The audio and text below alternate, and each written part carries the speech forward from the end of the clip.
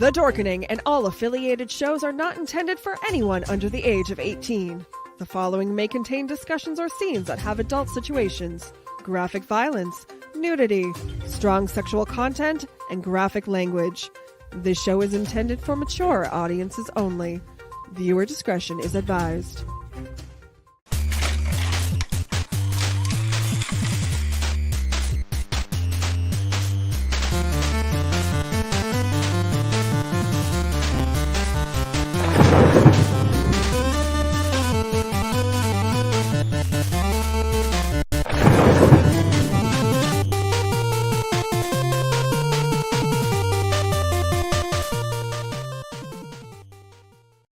Everyone thinks because you're a zombie, you don't know good coffee.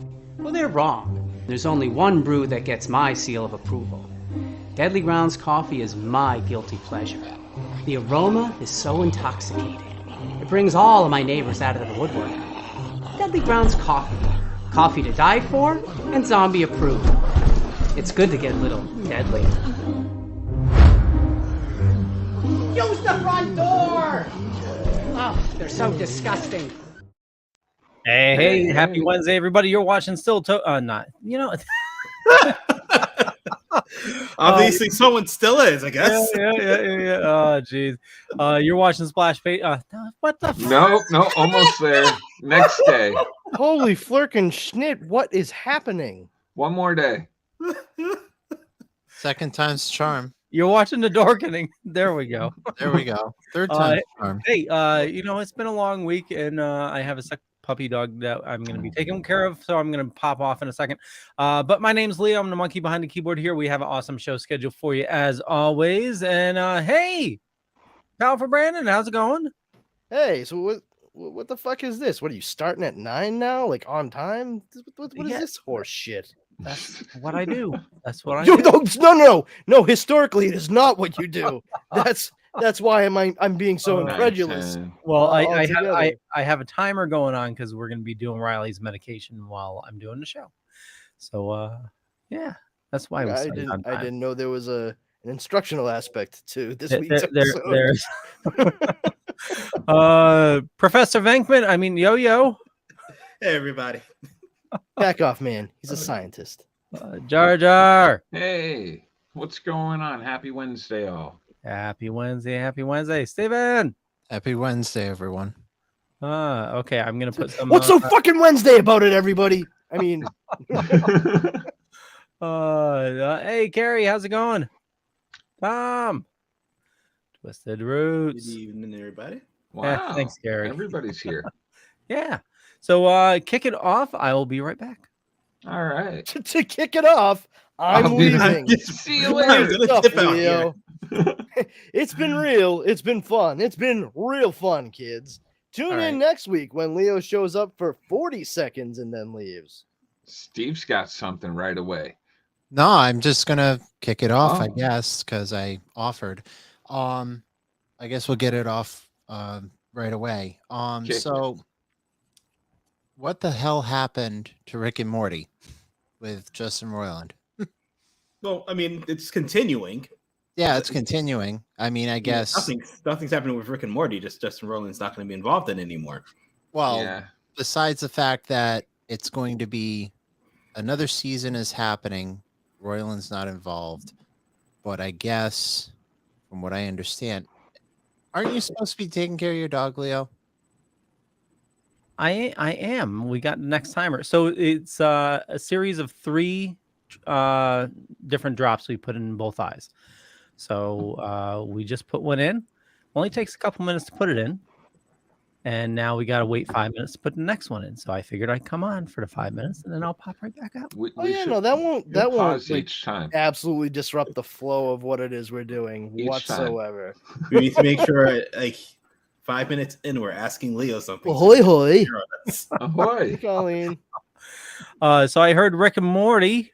So Yeah. who knows the lowdown? What did he do? What did he do? What is he accused of doing? What was he charged with? What was he charged with? His alleged crimes. Domestic abuse charges. Domestic violence, and Lawful something along the lines. imprisonment, Yeah, false imprisonment or something like that. Like basically, Yeah. the the alleged victim. I guess he kept them from being able to leave his house or whatever for a decent amount of time or something. I don't know. Um, I don't want to say anything one way or the other. As I was saying like last night on Splash Pages, like I do my best in most things to like take a step back and be like, it is supposed to be innocent until proven guilty, not the way that we usually do it in America through the media, which is guilty until proven innocent. Yeah, and then somebody gets canceled, and then I mean, I don't really like saying like canceled, whatever. It's like, but I can't think of a single instance of anybody that's happened to that it wasn't warranted. Right. Like people that complain about it, like, oh, I'm gonna get canceled. It's like, well, everyone that has, it was for behavior that justified canceling them. So, if 1 + 1 = 2, then you're probably a dickhead. And that's putting it lightly. Yeah.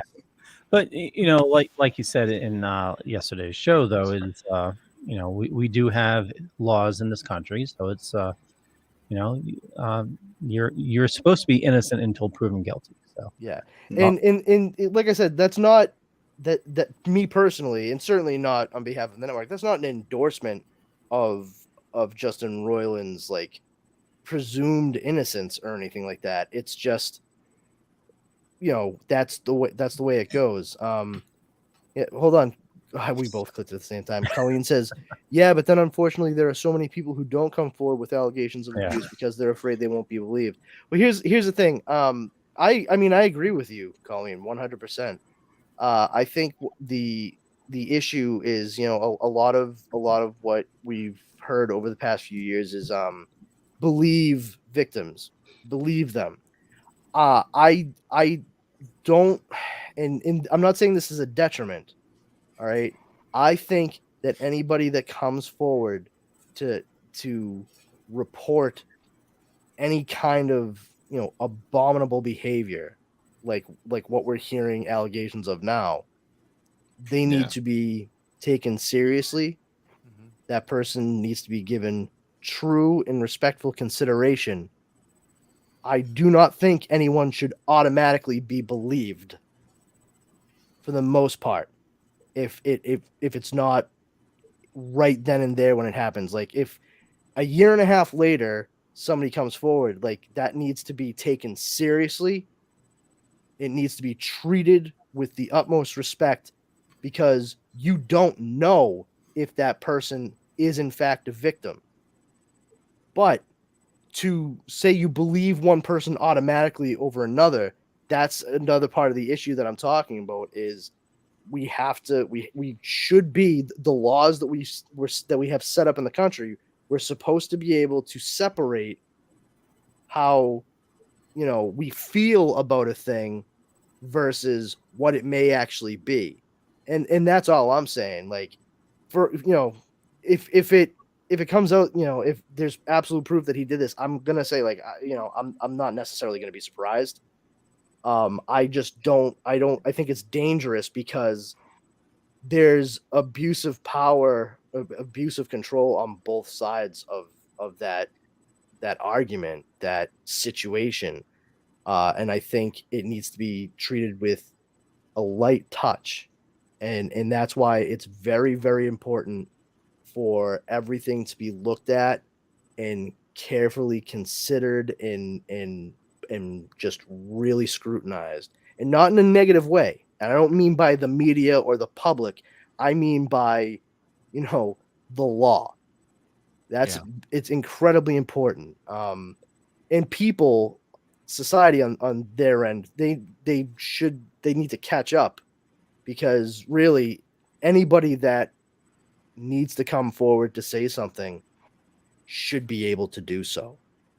They should not have to be concerned about whether or not they themselves are going to be essentially victimized all over again through people's opinions and and media. You get certain people on certain quote news networks that like to tear people apart. You know what I mean? Like, there's no need for that.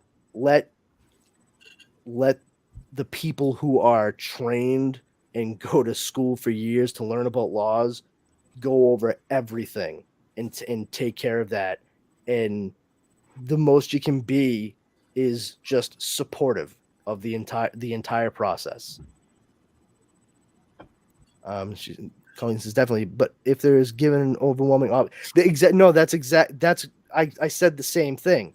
Unless it's like right then and there, and you see it for a fact at 100%. I completely agree with you, Colleen.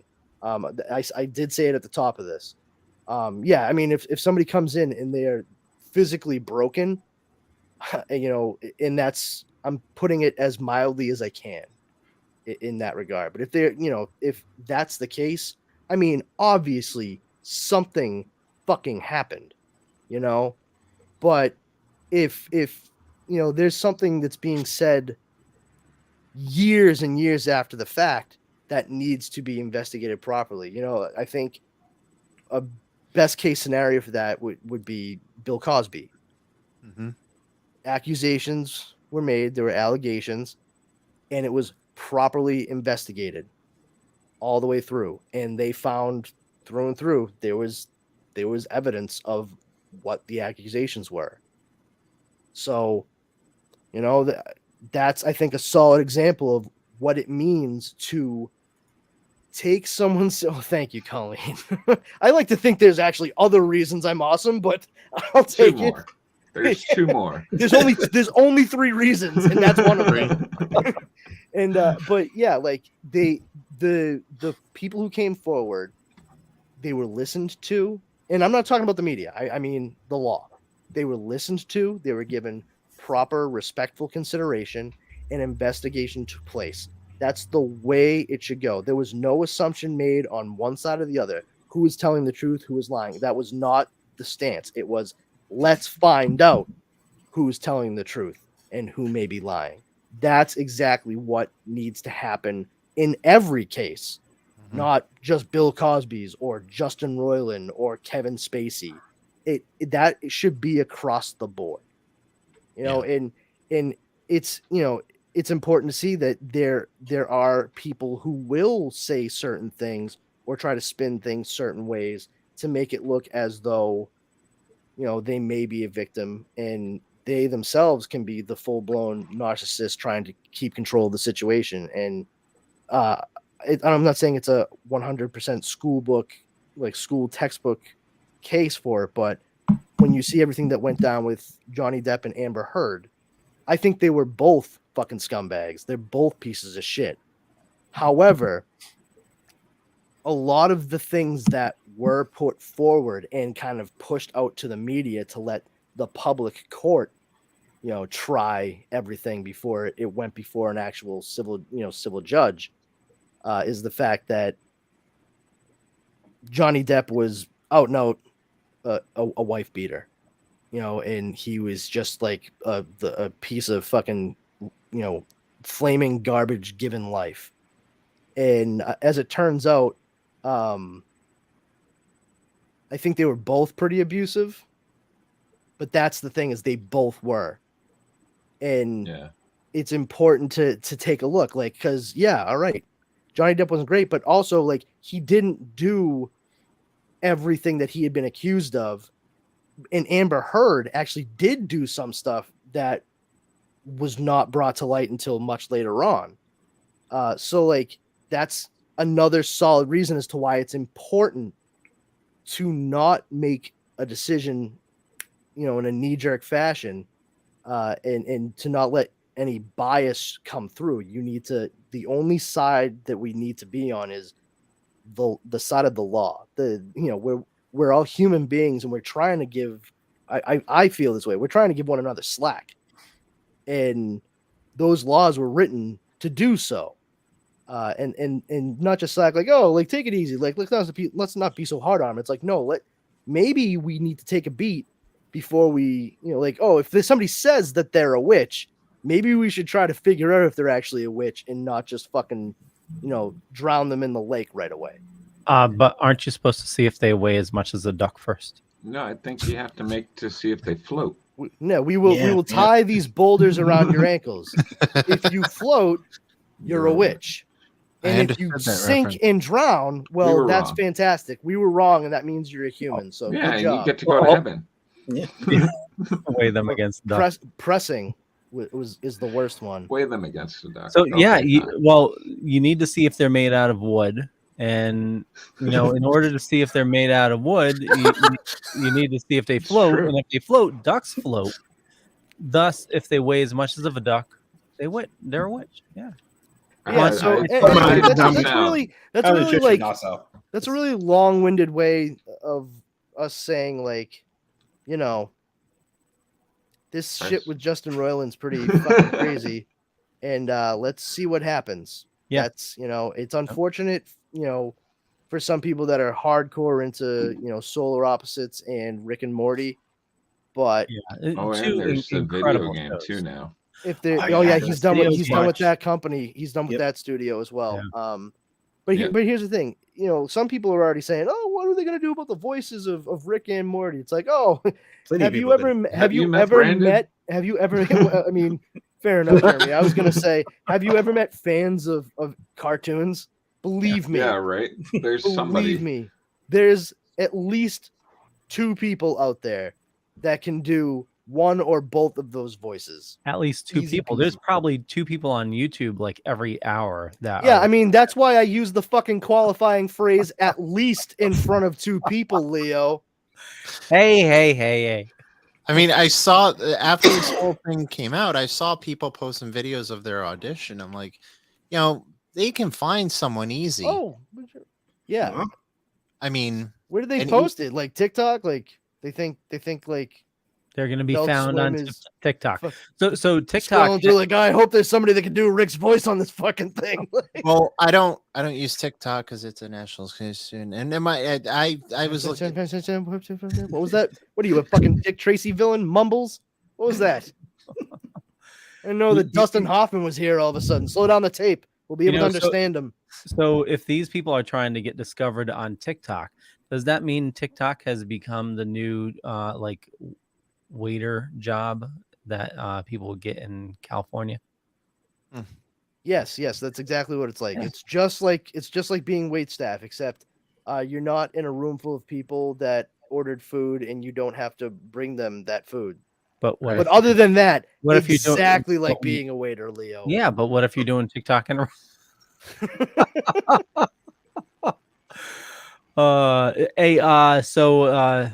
this here just popped up on my feed. Now, this is being reported by Digital Spy, so definitely take it with a grain of salt. Oh, it's got to be true. I know. Spy knows everything. I know. Or if we heard that line before.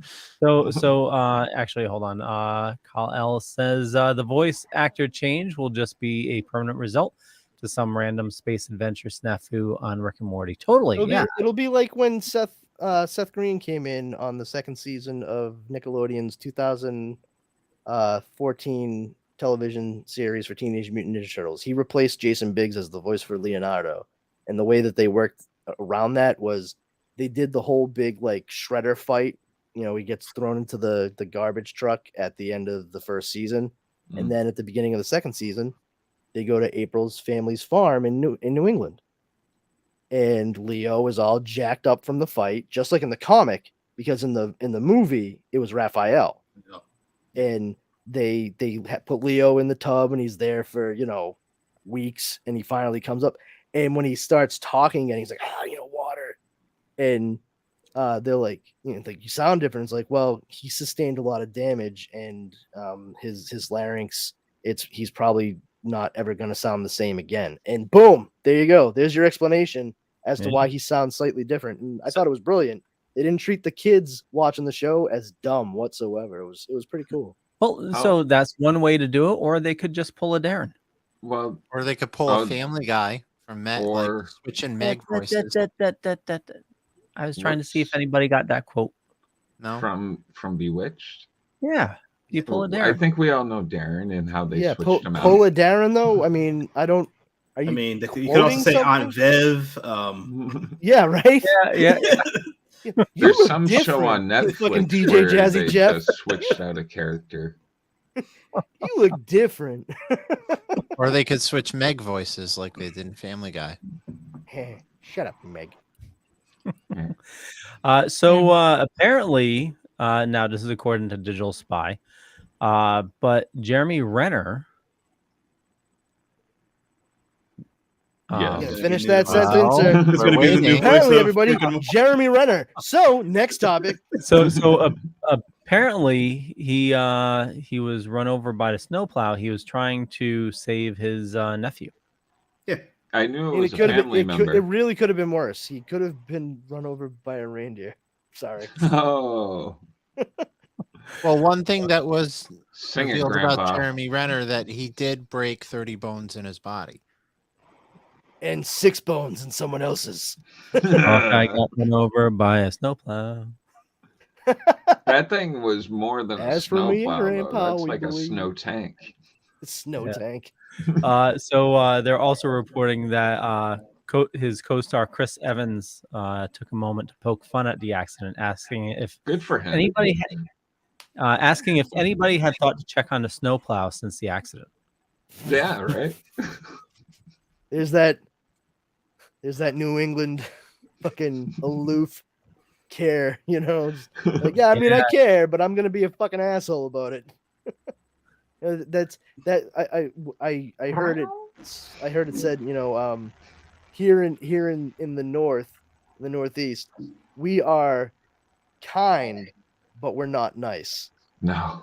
And in the South, they are nice, but they are not kind. In the example that I was exposed to, and I thought it was pretty good, is if you're in the South and you have a flat tire and you're on the side of the road trying to jack up your car and replace it, people will drive on and be like, oh, I hope that everything's going to be okay for them, and then just keep going. Or like, hey, is everything okay? All right, good, bye, and then just keep going. Nice, but not kind enough to like get out and help. In New England, people will see you on the side of the road, maybe struggling to change your flat tire, and they will pull over and say, what the fuck are you doing? Oh, I got a flat. I'm like, what? Yeah, what do you? You know you have to loosen those things before you put them on. You know, get the fuck out of the way. I'm going to do this for you. Just pay attention to what I'm doing, all right? And they'll fucking do it for you. Lower it down. You got that? So next time this happens, you got to make sure that you do everything the way I just showed you. This is a donut, by the way. You're going to need to go get yourself a full fucking, spare and get it on here immediately because you should not be driving this thing over fucking 30 miles an hour. All right, bye. And that's it. Kind, but not nice. I think I just watched my dad. So they're saying once he was off, they're calling it a piston bully. He realized it was heading directly toward his nephew. He feared the piston bully was going to hit his nephew, so he decided to attempt to stop or divert it. And didn't realize he wasn't the Hulk, or Yeah, like just the power of my mind. To me, my X-Men. But like we said before, we wish him the absolute best and a speedy recovery, and very thankful that he has survived. next time, do what other rich people do and hire somebody to plow your driveway. Yes. Like, my God. I mean, he spent all that money on the fucking plow. He needed to justify it, right? And it's fun to plow too. Oh, I'm sure it is, but like, you're gonna kill somebody. Yeah, he's lucky that this wasn't like a fucking full-on Anton Yelchin situation. Yeah. Fucking Jesus Christ, I'm bumming myself out. Hey, man, you guys like my shirt from Roosevelt's? Let's just bring it to something colorful, I guess. I don't know. The LaCroix. It's nice. Yes, if you want it, It lights well in on camera. Thank you. Yeah. Roosevelt's.com. And if you want to get this, you fucking can't. They don't make this one anymore. Well, that's all the cool stuff, though. I did see. I got an email about a restock, and I saw a kick-ass. Hiya, Sammy. was waiting for that. So was I. So was Sammy. Restock, you say? Yeah. So hold on. This is That let was me so share. stylish. Thank you very much. Like Charlie in Fright Night. I am so cool, Brewster. Oh yes. Oh, look at this. Yeah. I have a couple of different turtle shirts from them. One Yeah. is the Shred of Shreds.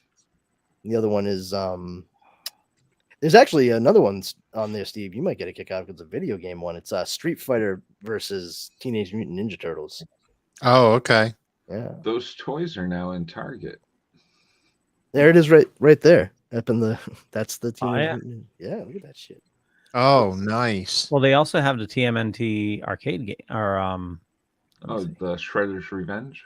The hold on, let me find it here. I just saw it. Bam, bam, bam, bam, bam, bam, bam. Yeah, The there it is. original Right there. NES game. Is that Oh, no, wow. no, that's That's not the arcade. That's yeah, the the arcade. arcade. Yeah. That is Yeah. awesome. Which was nice part The graphics on that that are that pretty was tight. part 2 on the NES. Teenage Mutant Ninja Turtles 2, Yeah, the with the arcade game. skateboards. Yeah. Turtles in Time. Cowabunga! Why, you know, it's Bury my shell at Wounded Knee.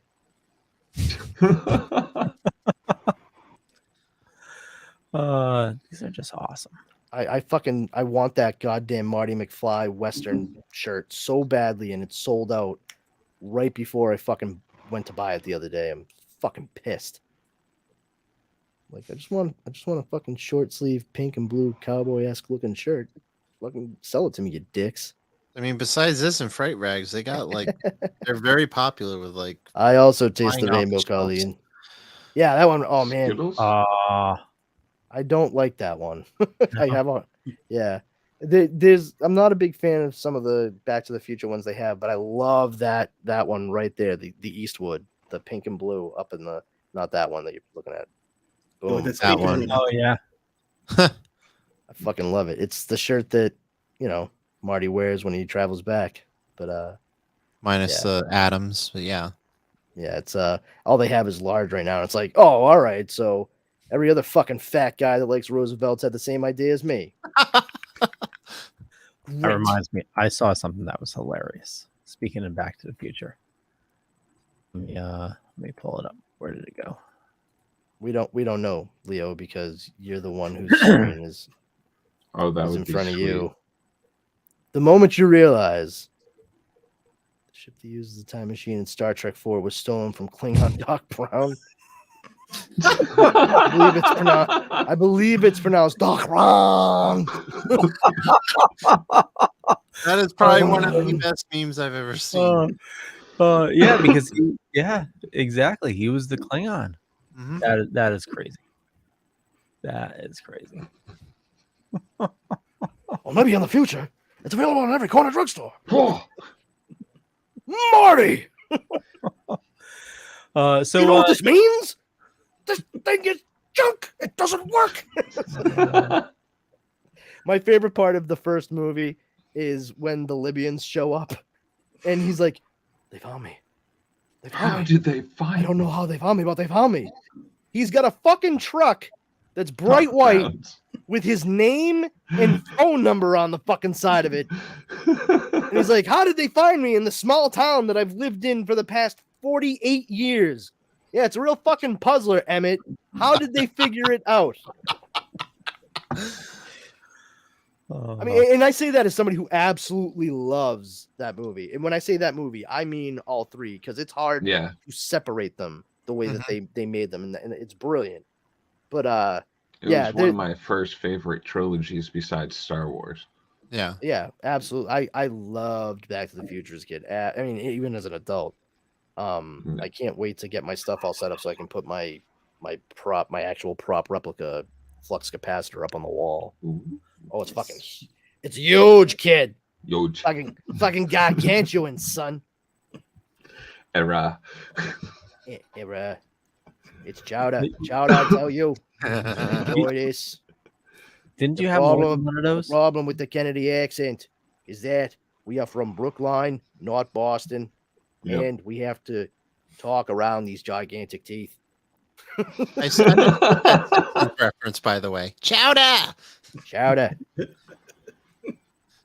So Come on now, you were working classic here. Simpsons. Oh man, I mean, it's not too much of a stretch for me to do that. I mean, like it's a conscious effort day to day to not talk like that. You know, I slip into it once in a while, and I'm like, yeah, like my name is Brandon Mark Powers, and I'm like, hey, I'm Brandon Powers. Nice to meet you. But if I'm not with it, if I'm tired or I'm really excitable or I'm inebriated or whatever, I'm like, Brandon Powers, nice to meet you, kid. What the fucking A. No, it's fucking. I'm fucking wicked fucking pisser. We're out of fucking Budweiser. Just fucking run to the pack. Jesus, Mary and Joseph Sully. I fucking swear. Colleen says it's one giant movie that always needs to be seen together. Back to the Future and the extended Lord of the Rings movies are the only ones really like that. Yes. Yeah. Extended Lord of the I've seen Until you get to Return of the King, I will die. Every time that thing comes on, I just pass out. Was so mad in the movie theater when fucking Return of the King finished. Because honest to God, I was like, all right, I'm pretty sure that 17 cutscenes at the end of the movie is extraneous. It's not just me, right? Like, oh God. I'm just like, this is already a fucking long movie, and I bought a fucking soda at the beginning of it. And if this thing doesn't wrap up, the empty cup for my soda is going to become my urinal. So fucking get to the goddamn point. And all of that shit too, like they get to all of that. And I was like, and you still just, with everything you had in this movie, you still just completely said, fuck Saruman going there to Hobbiton and enslaving all of the hobbits and changing their lifestyle forever. No. None of that. Happy ending for fucking Frodo and Sam and Merry. Okay, sure. It was actually supposed to be very much in the vein of like Empire, it's just a fucking down ass ending. Like Tolkien Actually, is such a fucking bleak ass teabag. How come they didn't fly the giant like birds and just drop the ring into the? Because the bird would also the birds are also creatures that would be seeking the ring for their own gain. So if they were exposed to the ring over a long term, just like any other sentient individual, they might feel compelled to try to steal it and take it for themselves. Were the moths sentient? I know he like Gandalf could have had the moth. Yeah, you think all the hundreds of miles that it needed to go? I don't know how long the moths in how long Mordor moths live. It's usually about 3 days. Oh well, Mothra's been in how many Godzilla movies? Okay, that's okay. Hold on now. I said moths, not fucking irradiated kaiju. Jesus Christ. The Eagle said no. You guys were talking about Lord of the Rings and Back to the Future as a trilogy that needs to be seen together. No. Yes. What do you got? Star Trek 2, Star Trek 3, Star Trek 4. Perfect trilogy that needs to be seen No. together. No. You're missing the point. You're missing the point because that's a saga. Yeah. Okay. That's part of a much longer movie series. We're talking about finite 3-movie trilogies. That's a trilogy. No, it's not. You're not listening to me, Steven. The fact that you started off with part 2, okay, 3 and 4. I didn't say part 2. I just said 2, 3, and 4. Okay, don't fucking play semantics with me. 2, 3, and 4. Okay, you are citing movies in the middle of a saga. That is a saga. I'm gonna point out Star Wars. Well, that's not fair. It was only 3 Just movies. saying. Excuse me. If we're gonna include Star Wars. Excuse me. You can point out Star Wars. What's that called? What are those 9 movies called? The Skywalker Movies? Saga. Oh, thank you. There it is. And they actually reference them. You have the original trilogy, you have the prequel trilogy, and the sequel trilogy. And here's the thing. That's how they were released, as trilogies. Yep. That's why you can say that. Star Trek was not released as a trilogy whatsoever. No. It was an individual movie after an individual movie, so on and so on and so on. Like Indiana Jones, you might have gotten away with. until they made more than 3. Yeah. So Yeah. they introduced Shia LaBeouf. Shia LaBeouf. I think he's not a horrible actor. Sammy says, y'all have fun with Steven being a little shit. It's my night off. Good night, Sammy. But now, well, hold on a second. I just want to back up because Steven, you're forgetting the original series that precluded the movies. Oh yeah, actually. And I mean, you Without really those. yeah. And I mean, part 1 really saved the entire franchise. Yeah, I know. I'm just, you guys were talking about trilogy, and yeah, but and hold on. And any true Star Trek fan would have said 2, 4, and 6. Fuck 3 and 5. wow. What's going on? Wow. Come for the geek talk. Stay for the gatekeeping. Fuck you, Leo. Fuck true Star Trek fan. Fuck all that noise. Steve, you like what you fucking like, all right? I don't fucking dig that shit whatsoever. You like what you like, don't you? Just don't fucking call it a trilogy. Now the J.J. Abrams you can call a trilogy. No, Beyond doesn't exist in my opinion because but that doesn't matter what your opinion is. It doesn't exist. Okay, Steve, I feel like you're grossly misinformed about how movies work in order and existence. Like it's puzzling. It's the 50th anniversary of Star Trek when Beyond came out, and then the only way they honor the original cast is with a fucking Polaroid picture. Okay. That's it. This segment they made a new movie. I mean, what else? Like, here's a brand new movie on the 50th anniversary. What else are they supposed to do? They have other people playing the characters that were in the original series that started the whole thing off. How do you go about like acknowledging that within the frame and context of the story you're telling? And we've already gotten past the point where we know it's the Kelvin timeline now. So like, how often do you want to try to dip your toe back into that well? And how is that working out for them? How are they going to make another one? Oh, wait, that's right. No Anton Yelton. I mean, I don't think that the movie series lives or dies with the presence of Anton Yelchin. He'll be recast. Yeah. Colleen says this segment has the same. Recast Rick and Morty. She says that guy was so fucking wildly wrong, Colleen, too. That's the worst part about it. She came down in a bubble, bro. So she says this segment has the same energy of that video of the two guys arguing about the Wizard of Oz. Hold on. I love it. Thank you. Sammy says, God damn, this is so much fun to watch. Thank you, Ouija board. We try. She came down in a bubble, bro. You gonna tell me?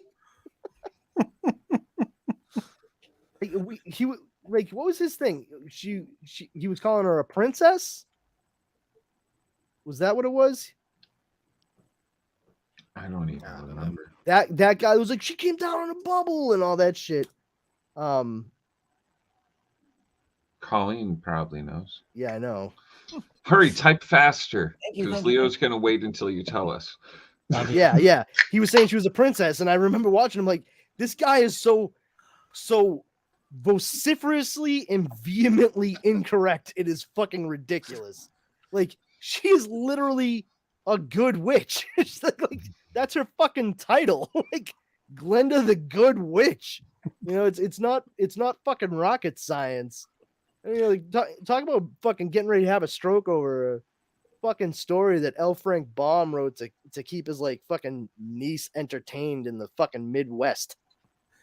So just a shout out to my wife. She is the absolute best. If you didn't know, Deadly Grounds was having some issues sourcing some of their beans.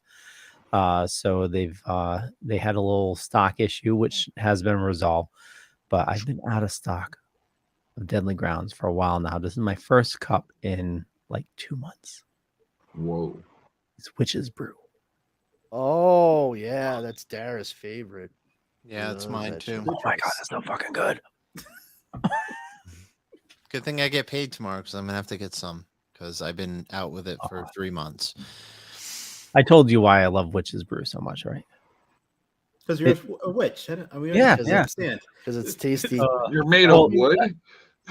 I mean, so What do you mean you're a witch? You came down in a bubble, bro. Deadly Grounds coffee. You're gonna is tell also- me that when you saw her in the pink dress with the fucking bubble, you were like, witch? Come on. Colleen says, yeah, coffee for you and me. They're wicked good. Totally agree. So when I used to work at GNC, there was this stuff called Metaform Heat. Now, this was back in the 90s when essentially speed was legal. And Those were the days. those were the days, yeah. Literally, you could walk into GNC and they had a legal form of speed on the You shelf. can still fucking walk into any convenience store and buy a bottle of Mountain Dew if you feel so inclined. Did anybody see that Mountain Dew's doing the hot sauce? Yes. Yeah, it's limited to 750 bottles. No, it's Thank Taco God. Bell's Baja Blast Mountain Dew hot Yeah, sauce. it's limited to 750 Why? bottles. Thank God. Thank God. Let's Yeah. limit that as much as we can. I say let's get it down to 7 bottles. All right. Like, let's just do that. Let's just I get mean- it down. Let's make it a drawing. I fucking Don't hate produce any Baja hot Blast sauce. when it's the Just a soda. drawing. Why do For I the want- record, Taco Bell And makes some really good hot sauce, and you can get it Their at the store. breakfast is dope, and I don't care what anybody says. No, it is. It is. If you go to like The Baja Walmart, Blast? Like, why? yeah, I know I it's a want- weird hot sauce, yo, but if you go to their store at Walmart, you can get like the mild and the verde and the hot and the what's the hotter hot sauce? Fire. Fire. You can get those like Yeah, it's one of my favorite things. Let me get that fire, kid. And none of them will taste like sugary, shitty Mountain Dew. So I'm happy with that. Yeah, it's the only time when I put their hot sauce on my mouth that I can spit fire. So what I was saying was they made this drink that had speed in it, but it was a chocolate raspberry flavor. And And tasted neither like chocolate or Oh. raspberry. it tasted like chocolate raspberry. It was called chocolate. chocolate. It's like adding light and chocolate to an electrical storm. Yeah, I was taking it. Here's for a our while. fruit flavored one, raw berry. I was taking it for a while, and the stuff was friggin' insane. And there's something in my brain, wired in my brain now. Like when I taste like chocolate raspberry, it like flips the switch in my brain. It's fucked up. Even though I haven't. Oh, you get the Oh, so they the made you an addict. cravings, huh? You're like sitting there tapping. Oh. Sexual chocolate is when you crush up Viagra and mix it into fudge.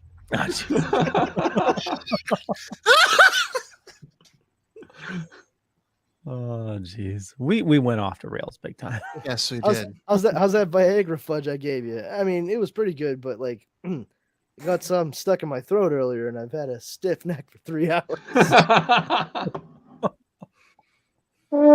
Sorry, wrong one. The rusty Leo, for the trombone. love of God, get a fucking label maker or something.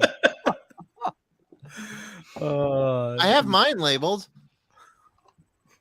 My Well, I mean, I soundbite. knew it was a Coming to America reference, but that was the easy joke to make. I like the journey, you know? So, has anybody watched Last of Us yet? No, Just the first episode. I haven't seen the second yet. I can see. Oh I my plan God. on it. I wanted to have more to build up, but Now, for someone that's played the game, only the Like- prologue, and the prologue is in the first episode, they follow the prologue to the letter. oh really? I'm looking. I That's haven't cool. seen. I haven't seen the second episode yet. Well, I have. So nah.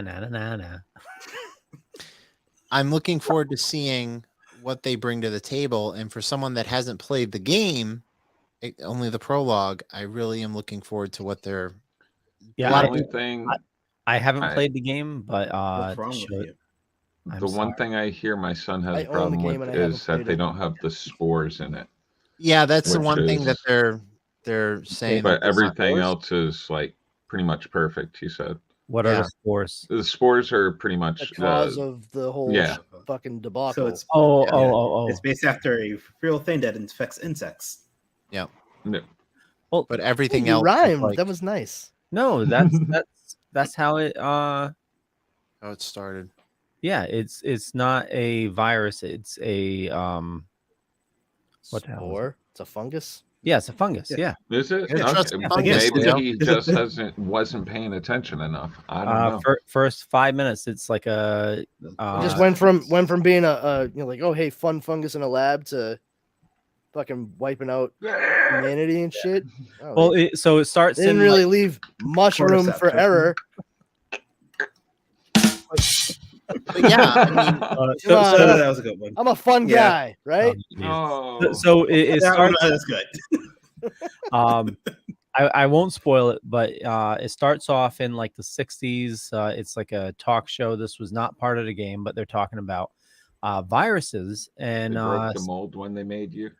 Hold on, I was sorry. Yes, indeed. uh, That's what happens if you don't take STEM seriously. Fuck around and find out.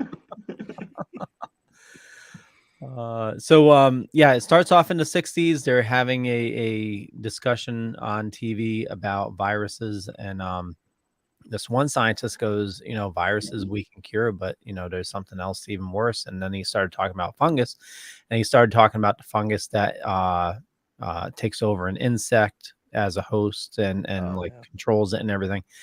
And he said, it can't live in the human body, but with global warming, you raise the temperature of Earth a couple of degrees and it's game over. And that's how episode 1 started. So that's what as soon as like Emma Thompson finished explaining how measles was changed to help humanity, they did a cutaway, and then we find out about the post-apocalyptic scenario that Will Smith is living. I'm sorry, that's I Am Legend. My bad. Whoopsie.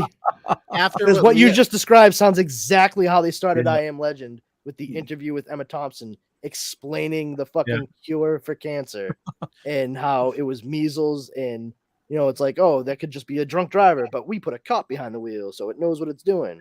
And then you fucking go to I Am Legend, and it's like, oh, look at all the people who are dead. Yeah. Good job. Colleen says it's what happens when a specific strain of fungus adapts to global warming and can survive in the human body now. And then episode 2 starts off before the right when it's first starting, and it's in India. They bring in this like fungus expert, and she looks at what's happening, and she's like, nuke the city. Yeah. She said they said we need to come up with a cure, and she's like, there is no cure. He says, kill it with fire, nuclear fire. I was just about to say that. It's like, I got a cure, pulls out a flamethrower. I know the only thing that's gonna kill these mushrooms. What's that? A mushroom cloud. Do it. Do it. Mushroom plus mushroom equals death. So Mario was wrong. Mario was wrong. My wife and I, we watched Walking Dead up until the very end, and we started watching this. You are a trooper. Oh yeah, we were. But we started watching Last of Us, and she's saying like even 2 episodes in, it's like too intense for her. It is. Wow. It was a lot of camping. No, you don't. There we go. Took me a while. Second episode takes place in the whole thing is in Boston, but you get to see some Boston landmarks in it, which is cool. I mean, cool. I've been to Boston, so like I'm not like, oh my god, look at that. It's like I used to work there every day. Fucking, like, oh my god, it's the Zaken Bridge. Yeah. You know what though? Like, I've been on it. I think they're using this show as a test for see school. if people will watch it so they can make a second season. No, because some of the stuff. Idea. It reminds me so much of Horizon Zero Dawn. I knew you were going to say that. When you watch like the landscapes and everything of how they portray Boston, Yeah. like all destroyed and everything. Like, you got buildings falling over. They're climbing through buildings and stuff. Yeah, I do it's like total. post-apocalyptic dilapidation. Oh yeah, it's total here. Horizon Zero Dawn and Forbidden West vibes. What about I will Fallout? say, Not fall. Well, Fallout's more like everything's like a desert. This here, Yeah. like everything's like green and lush. well, some parts of Fallout, like Fallout 4 specifically, like that's set in Boston, and Yeah, then that's why I said it. Oh, gotcha. and they're making a Fallout show on Amazon, but Oh, are they? yeah. But I will say that I am enjoying what I've seen so far. 20 minutes in the first episode, it does follow the prologue note by note. But like I said, I've only played the prologue in the game, so I'm along for the ride.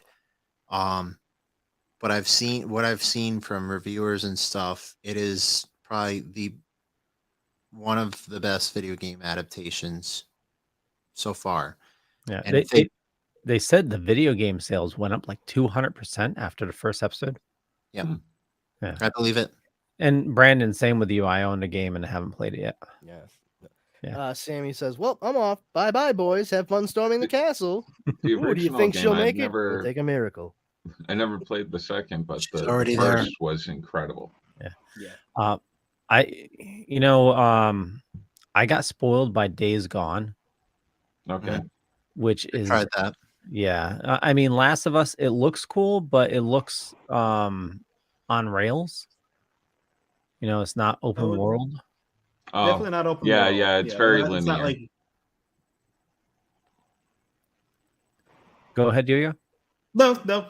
Oh, okay. Basically, me and Jerry, we're saying the exact same thing at the same time. Basically. Oh, okay. So it's not open world. It's on rails, right? Yeah, pretty much. I mean, Yeah. there's not like yeah. Set From way what to I do remember, certain it's a things. story that you follow. Yeah. Yeah. Yeah. It's like a certain fixation. Like you have to go to this point, to this point, Yeah. to this point. Like I mean, you're not.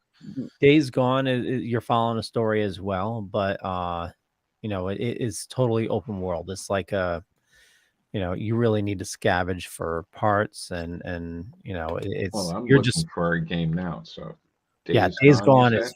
Days Gone is friggin' awesome. And like you'll be scavenging for parts and then all of a sudden like you'll hear like some humming and it's this zombie called a screamer and she's normally near hordes and I like guess it would have been too problematic to call her a Hummer.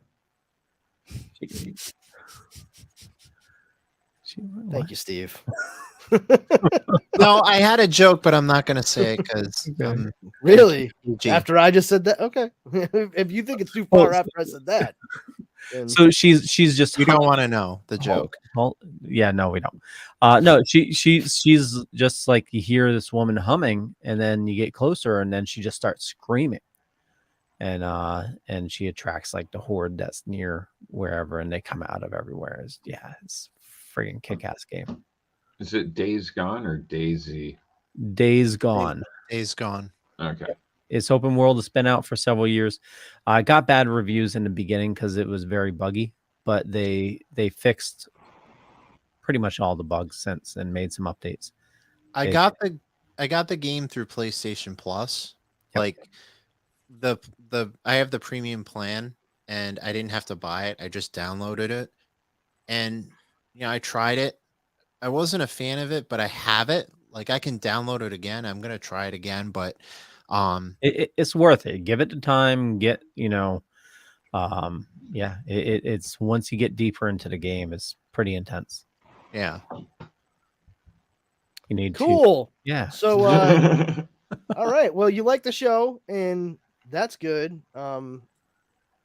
Anybody ever see Kingdom on Netflix? Korean zombie show?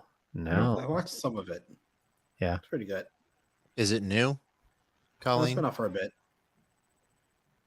Anybody check out the new Trigun Stampede series that they're doing? No. That's come out. No. It's on episode 3 right now. Where? Hulu. Hmm? Hulu or Crunchyroll. Okay. Bye, guys. Yeah, I know. It was Yo-Yo. I found out literally like the day after it had premiered, and it was completely off my radar. And I was like, "What?" And I went to Hulu to see if it was there, and it was not. So I was like, "Shit!" And so I searched. I'm like, "It's only gonna be on Crunchyroll. I guarantee it." There it was, and of course, I had to get a subscription. I was like, "Well, looks like my fucking anime tolerant ass is finally gonna just get a goddamn anime app. I'll sub to it just to watch Trigun." I subbed to it, watched the first episode, and then the second episode the next week. And sure enough, I was like, just for funsies, let me double check this. Went to Hulu, and they were like, "Oh, hey, we completely forgot to put Trigun up. Here's Trigun Stampede." I was like, "You motherfuckers." So I went back and canceled my Crunchyroll subscription, and then went right back to Hulu. And because it's brand new, it's still just all subtitled. So, but it's all like computer rendered background. I saw the trailer. It's So beautiful looking, dude. So it's like Godzilla? No, because it's a No. Cartoon? Where it's on Netflix, cartoon, but it's there's all a- 3D animated. They have a cartoon Godzilla on Netflix. Oh yeah. Yeah. I mean, I don't know. I So haven't seen it, that's so not I animated. I can't speak to the comparison. I guess from what I've seen, if you see the backgrounds and environments for the most part, they're very, very well done. They're very well rendered, and the characters themselves, they look more in the style of like straight up hand drawn animation, but it has a little bit of that same 3D ish quality to them that Superman, Man of Tomorrow, and Battle of the Super Sons has. Okay. Where it has that for lack of a better term, motion comic feel to it, where it's like the absolute best case scenario for picking up a comic book or manga and actually being able to see it move in front of you without it being just like, still portions of the panel and people just doing a voice or whatever, just reading through the book. It's actually like animated illustration from the source material. That's how it appears, and I'm digging it. And there's a slight redesign for Vash, but I mean, still long red coat, the cybernetic arm, leg. He's still a goofball that is the biggest badass on the planet Gunsmoke. Just the fun stuff. So yeah, if you enjoy that at all, check it out. Trigun Stampede, and here's the other thing: it's a retelling of Trigun, so it's like the original manga / anime series that had been based on that, but it's just being told with an updated animation style and story execution. Like you get right off the bat, and this isn't a spoiler, especially like for you, yo, because you are familiar with Trigun. Yes. You see Vash and Knives getting rocketed from seeds down to the planet right at the beginning of the episode. No explanation, like everything is in chaos and the ship's about to go down. It's full on like Fall Out Boy, Sugar, we're going down swinging type shit. And Vash and Knives are getting rocketed away, and Vash, of course, is like, "No, Wayne." She's like, "Oh, I love you both so much," and of course they hit the planet, and everything's just a fucking mess. And Tiny Knives is just like, "It's just us now." It's like, "Oh, yep, that kid is insane. He's fucking bug nuts, bonkers." And then you just proceed with Meryl and a different person working for actually like a newspaper, not an insurance company. Sure. He almost like at first I was like, "Oh, is this supposed to be like an older Nicholas Wolfwood like character?" But yeah, it's this older seasoned guy that has this like new cub reporter Meryl with him, and there's no oh my god, I can't remember. Millie? Millie. Yeah, there's no Millie, at least so far. which sucks because like Millie was like my favorite when I watched the original anime. She was like she's such a tall girl, but she's like so like demure and like the sweetest person on the face of the planet. Regardless, yeah, Colleen, you said I missed how we transitioned from There is zombies no to map. Trigun. You said the word Korean. Yeah. Korean made me think of Asia. Asia made me think of Japan. And Japan makes me think of the most recent thing that I've seen from that particular region, which is Trigun Stampede. Dun, See, dun, dun. I can follow the line of my own ADHD. That Look at reminds me of you. Ricochet Rabbit. Bing, bing, bing. Ricochet Rabbit. But yeah, so check it out. It's really good. Yeah. She says I had to refresh the feed, but if you like Trigun code Gias Louch of Oh, come on. Read that again, Leo. I like that. Code Gias Louch of the Rebellion. I'm at a loss. I don't. It looks French thank you, to me. Thank you for the recommendation, Colleen. One thing that's fun. A fun fact about Brandon is I actually don't like much anime or manga, and every single time I like Trigun, and I think I've said this on air. Every time I say I like Trigun, somebody always says to me, "If you like Trigun, you should." And it's usually Cowboy Bebop that people recommend. It's usually that. But Actually, interesting. I remember this, Brandon, when you said you were talking about Trigun, and I only have seen two animes in my life, and it was Akira and Fullmetal Alchemist. So I think I mentioned, if you like Trigun, then you should. It was me. I said you should try Fullmetal Alchemist. Yeah, and then I was just like, "You shut your fucking mouth!" Yes, I remember. That's enough out of you, Steven. I've had enough to fucking hear with your "you shoulds." Oh, you like Trigun, don't you? Every fucking time. Oh, you're really gonna love Fist of the North Star then? Am I really? God, that's an old one. That is so old. That one's actually really that brings good. me back. It is really good. I like Fist of the North Star. I like Vampire Hunter D. I like that was a Akira. good one. Colleen, it's the original. Ninja Scroll. Yeah. But anyway, I'm sorry for bringing up all the Big O. So fun fact. Ghost in the Shell. Bubblegum Crisis. Did you say Bubblegum Crisis? No.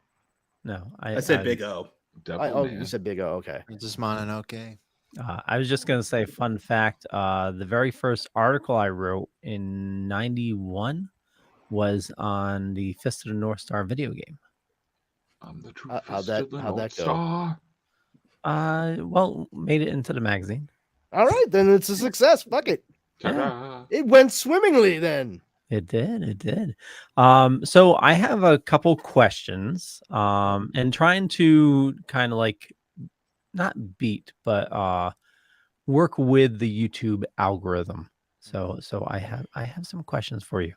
I'm gonna pose this to us. And I would hope so. We're here. This is actually for Mike and Tom back at home. Yeah. And I don't even know that they're watching. I just hope. Yeah. Actually, it's for Colleen and Carrie. No. Yeah, I know this is going to be a little heated, but is the hate for HBO's Velma from both critics and audiences justified? No. All right. I don't know. I've now watched 4 episodes. Oh, you're one ahead of me. I watched 3. And I would say it's definitely not for me.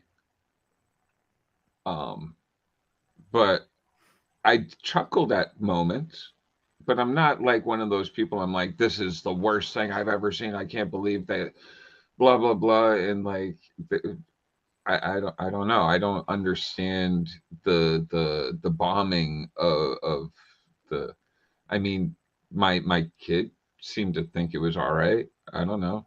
They're 13, 14. Oh, yeah. Gatekeeping to the fucking nth level. It was kind of weird. I asked my son if he saw it. He's 20, and the first thing he went on a rant about how Velma is just this Mindy character, whoever Mindy is. I don't really know the Mindy actress, Kaling. Kaling. but and he's like, it's all about small penis jokes and stuff like that. I was like, well, no, there's like maybe 2 or 3 penis jokes in the second episode, but there's a lot more to it than that. I was just looking for your kind of, and then he told me he hadn't even seen it yet. I was just like, dude. Oh, well, good job on completely invalidating your opinion. Yeah, in that's what one I did. fell I was swoop. like, well, that I was haven't seen it, but these worthless. YouTubers told me I need to hate it, and That's- this is and why then- they hate it, and that's I've why forced I hate it. I've forced people to rage quit this show because they started talking shit about things that they didn't Oh, actually yeah. fucking see. I've been Steve- there for that. Tom says I actually like it. Colleen says Me too. I haven't watched it, so I can't say. I didn't think I'd like to Harley Quinn, but love it. So I definitely will eventually watch Velma to see what I think. Harley, I absolutely love Harley as well. And this show, I mean, it's totally so different from Scooby-Doo that it could be considered its own thing. And it is its own. It is its own thing. It should Yeah. be considered its Yeah. own thing. That's That's I would not definitely misleading. call it its own thing. There's no talking Great Dane named Scooby-Doo, Scoobert Doobert. All Yep. right. That's what I was trying Although to I say. did like when they were in the chat room and I saw the different, there was a Scrappy in there and stuff. Yeah. I was like, oh, hey. That's what I was trying to say. It's its own thing, Yeah, and that's, I enjoy it. It's really good. I don't- Colleen just said real quick, the level of hate it's receiving reminds me of the hate that Masters of the Universe Revolutions received. You know what? That's a fair assessment. Yeah. I agree. I And love that also, Revelations. I really enjoyed it. And all the people that were having some kind of fucking meltdown at the end of the first part, I was like, you know, Yeah. you first of all, like, clearly just wanted to hate this from the start. But Oh, secondly, yeah. you haven't even seen the entire story yet. So maybe like take a beat and finish the whole thing before you come to a consensus on what it was quality wise. I was thankful that they made He-Man watchable. I was just Oh my like, god. thank God, man. I'm I'm a huge Masters of the Universe fan, and it's more the concept than the execution. yeah. Yeah. I get it because with- I said like a year ago, I was like, oh, you know, I think I'll try to watch some Masters of the Universe if we're going to talk about it. It's on Hulu, so I have like access to all the episodes. And our buddy Patsy from Throwdown Thursday was like, don't do it. And I was like, what do you mean don't do it? You're not the fucking boss of me. He goes, no, I'm telling you, man, like it's terrible. You're not going to make it through. And I was like, what? Like the whole thing? He goes, you're not going to make it through an episode. I said, bullshit. And I fucking turned the first one on, and I was like, all right, so, I mean, first things first. Pat was right. I am not watching this entire episode, and I shut it off, and that was it. It turns out the first thing was the only thing. It sucked. Colleen Indeed. says, my kids and I all love Kevin Smith's vision and all the extra lore he added to Eternia. It was amazing. I enjoyed it as well, but yeah, going back to the original is a very hard watch, but It's a You- hard you watch, think- but I love it. See, yeah, well, hold on a second. You know, Actually, Steve's been trying to talk. yeah, Thank hold you. on, hold on. no, You you're said not it. holding on. Hold You on. sort of do it. To the night. Fuck you, Leo. Hold on. Yeah. Hold You on. want- I Do got it. done with my saying To the already. memories. No, all I was gonna say was looking at shows back then, how they were produced. At the end of the show, you know, trying to teach kids, you know, in today's show, we saw, you know, He-Man had a Orko very wasn't interesting- exactly the. yeah, the friend he should have that- been. Yeah. That hampered shows, though. They Yeah. had My to do personal- it though because Yeah, they had to. That's the They they were, wanted I to be mean, able and to. rightfully so because they were just fucking 22-minute long toy commercials. They were. They Yeah. needed to have some kind of value to add. Regardless of that, though. Otherwise, Steve, it would please. just be. Steve. Hello. Thank you. Hi, Steve. Okay, that was it. Okay, so No, moving no, on. Asshole. I was trying to say, thank you. I enjoyed the He-Man thing. And I haven't seen the older He-Man episodes. So after I saw this the new Masters of the Universe, I enjoyed it, and I wanted to watch the older He-Man. Oh, I don't know why the fuck it took me 10 fucking minutes to see this, to say this. Thank you, Leo. I mean, I did. We all interrupted you numerous times and at length. No fucking shit, asshole. Well, why did you just say you don't know 61 minutes? Come on, Steve. You're being maddeningly inconsistent. Coming back to the idea that we started this conversation with Velma. Yes. Which I enjoyed. I enjoyed as well. I've watched every episode thus far with my wife Dara, and honest to God, like I grew up watching Scooby-Doo, Where Are You? And I did see a bit of a pup named Scooby-Doo on Saturday mornings on ABC growing up. I was the right age for that, but I loved Scooby-Doo when I was a kid. I actually watched Scooby-Doo and He-Man Masters of the Universe every weekday before I went to kindergarten and then like first and second grade. It was on in the morning. I would get ready and have my Eggo or my cereal for breakfast and be sitting there kicking my feet watching those two on TV 38 in Boston. And it was I remembered absolutely loving both of those shows. And my youngest sibling was born when I was 14. And my father was like, well, there's a lot of the same stuff that you kids liked when you were little. So here you go, little guy. And he started showing him like Scooby-Doo and stuff. And of course, because he was a fucking, soft-skulled smooth brain still, he's like, in front of the TV. And he's like, Scooby-Doo is great. And I'm like, oh, all right. And I'm sitting there like singing along with the theme song, know all the words, like comes back like that. And then I watched the show and I was like, this is fucking terrible. There is no accounting for taste when I was a toddler. This is preposterous.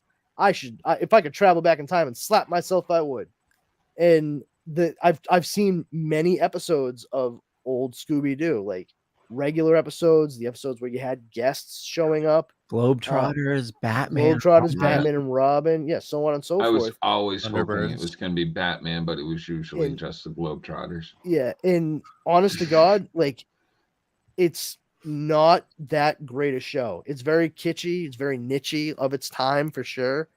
And I think that when they updated it later with other things like a pup named Scooby-Doo, so on and so forth, it actually like brought it a lot more into like the modern zeitgeist for like that generation. No laugh tracks on the shows, shit like that. It was, a much more straightforward kids cartoon. And that's what a lot of people kind of might be clinging to now, but there are definitely a lot of folks who are looking at Scooby-Doo, Where Are You? And saying, this show is nothing like it. Yes, that was actually the point. This is nothing new from what we've seen over the years for different intellectual properties. One of the most recent and I think best examples of which is Riverdale and The Chilling Adventures of Sabrina. Okay? Yep. Those are comics from Archie Comics that are more wholesome than whole fucking milk. All right? Mm-hmm. That shit is fortified with vitamin D. All right? And they took those two different stories and all of the characters involved therein and changed them into something completely dark and, quite frankly, insofar as characterization and execution, wholly unrecognizable from the source material that they were drawn from which they were drawn. No one had a fucking problem with those shows. But everyone seems to have a fucking problem with Velma doing the same thing. Wonder why. Hold on. It's a real fucking puzzler, right? Yeah. Like Yo-Yo picked up on it right away because I know I sure as fuck. Now that you said it, I was completely oblivious to all the hate while I was like watching it, scoping it out, and it was only after I had seen like a couple of the first two episodes that I finally like, all right, interwebs, let's see what you have to say about it. I can't wait to talk about this with all these different people. Like, and then everyone was like, this is fucking horrible. This is the worst thing to be put on film since Birth of a Nation. And I'm like, Jesus Christ. Wow. That's fucking, that is pretty rough. I'm like, did we watch the same show? I don't think we did. That was for Velma, or it sounds like you were watching the serious. Nuremberg trials on History Channel and I was watching Velma. I Sabrina, enjoy the subversion of what they're doing, and quite honestly, like I've seen some people straight up saying like, "This is fucking terrible. Kids shouldn't watch this." No shit, it's No, not for they shouldn't. kids. It's not for It's kids. legitimately It's a not. mature show. And It says you know, so. for all the people that like and love Harley Quinn, I enjoy that show as well. I think The it's people great. who are citing, no real adherence to the source material for Velma as a large failing on its part. There's quite a bit in Harley Quinn that does not follow source material whatsoever. Very true. Yeah. I will tell you this right now: King Shark, he is not Ron Funch's love. Neither is all right. Clayface. Neither is and Clayface acting. Like no, It's and hilarious. quite frankly, Bruce whole- Wayne is not the doofus that is Yeah. portrayed in that. you know? or the commissioner as this like drunk fucking just insane- inept fool. Well, Yeah. we, most likely he is because his son did go like a little cuckoo. But Okay, yeah, but you're editorializing there because that's I am. not anything they've covered in the show. So leave Right. that outside in the source Yeah. material where it belongs. Because my point being, they don't follow the source material. oh yeah, in Harley totally. Quinn. Kite Man and fucking Poison Ivy. Oh yeah, I remember those issues when they were engaged, Oh yeah. about to be married, right? But we have a fucking problem with Velma. Oh, I don't like that the South Asian woman is voicing this character and made her South Asian, and now Daphne is an Asian woman with red hair. And oh, I don't like that Shaggy is now being called what is it? What's his real name? Norville. Norville, yeah. Now he's Norville, and he's a young black kid. I think that part's great because that's bringing more of the Sam old Richardson is school fucking lore. great anyway. Like they got someone with just like impeccably dry comedic timing to do it. Oh, yeah. One of And the he's totally against drugs as well, which is That he's is against drugs. hilarious. He's That's like one part he's I a actually straight-laced find dude. funny. The funniest fucking line I've heard uttered from him, maybe anyone in the series so far, and I laughed quite a bit watching it. It took me by surprise because I actually don't like Mindy Kaling very much. I'm not a fan of hers, and I was still willing to give this a chance. And Norville says to her when she thinks she found where something might be, it's at an old abandoned amusement park.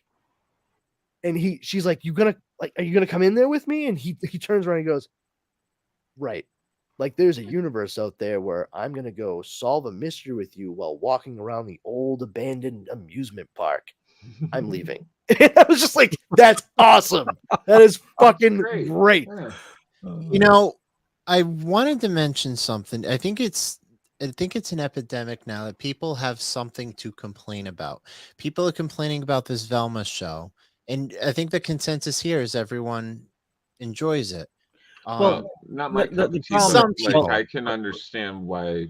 I don't hate it. Well, here's the thing. Doesn't Steve, bother what, me. What you what I think what you're I trying have to more say to is say before you go into. I know. I'm rant. just saying. I'm not going on a rant. I'm saying it's not that we all enjoy it. Some of us enjoy it, and some of us are reserving judgment until they've seen like the entire season. Then they'll come to a conclusion. Right. That's probably the best way to state it. Okay. Yeah, and then you have the people that are Hang on, I'm not done. So thank you. So basically, what I'm trying to say is like what Brandon said, people are reserving the internet is basically complaining about this. They'll complain about anything, and I think it's an epidemic because people can find the stupidest shit to complain about. Case in point, for the past couple days, people are complaining about M&Ms for some reason. And the thing that sent me over the edge, and I just wanted to mention this because I've been sitting on this for a few days, and it's probably one of my favorite albums of all time, and it's its 50th anniversary. yeah.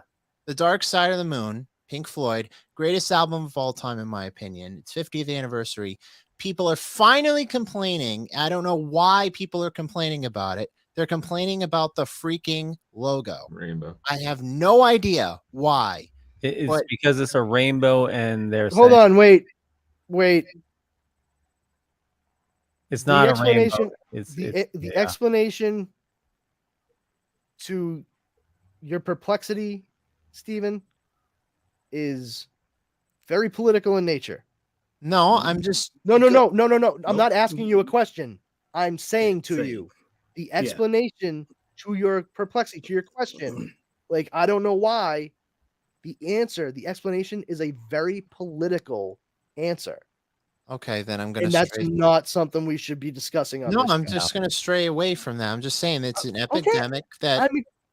I'm just explaining. You put forth a question as to why people were reacting that way. We can't. I will gladly have a discussion with you, not on the show, but we're not going to talk about it because it is a political. Smart move, Brandon.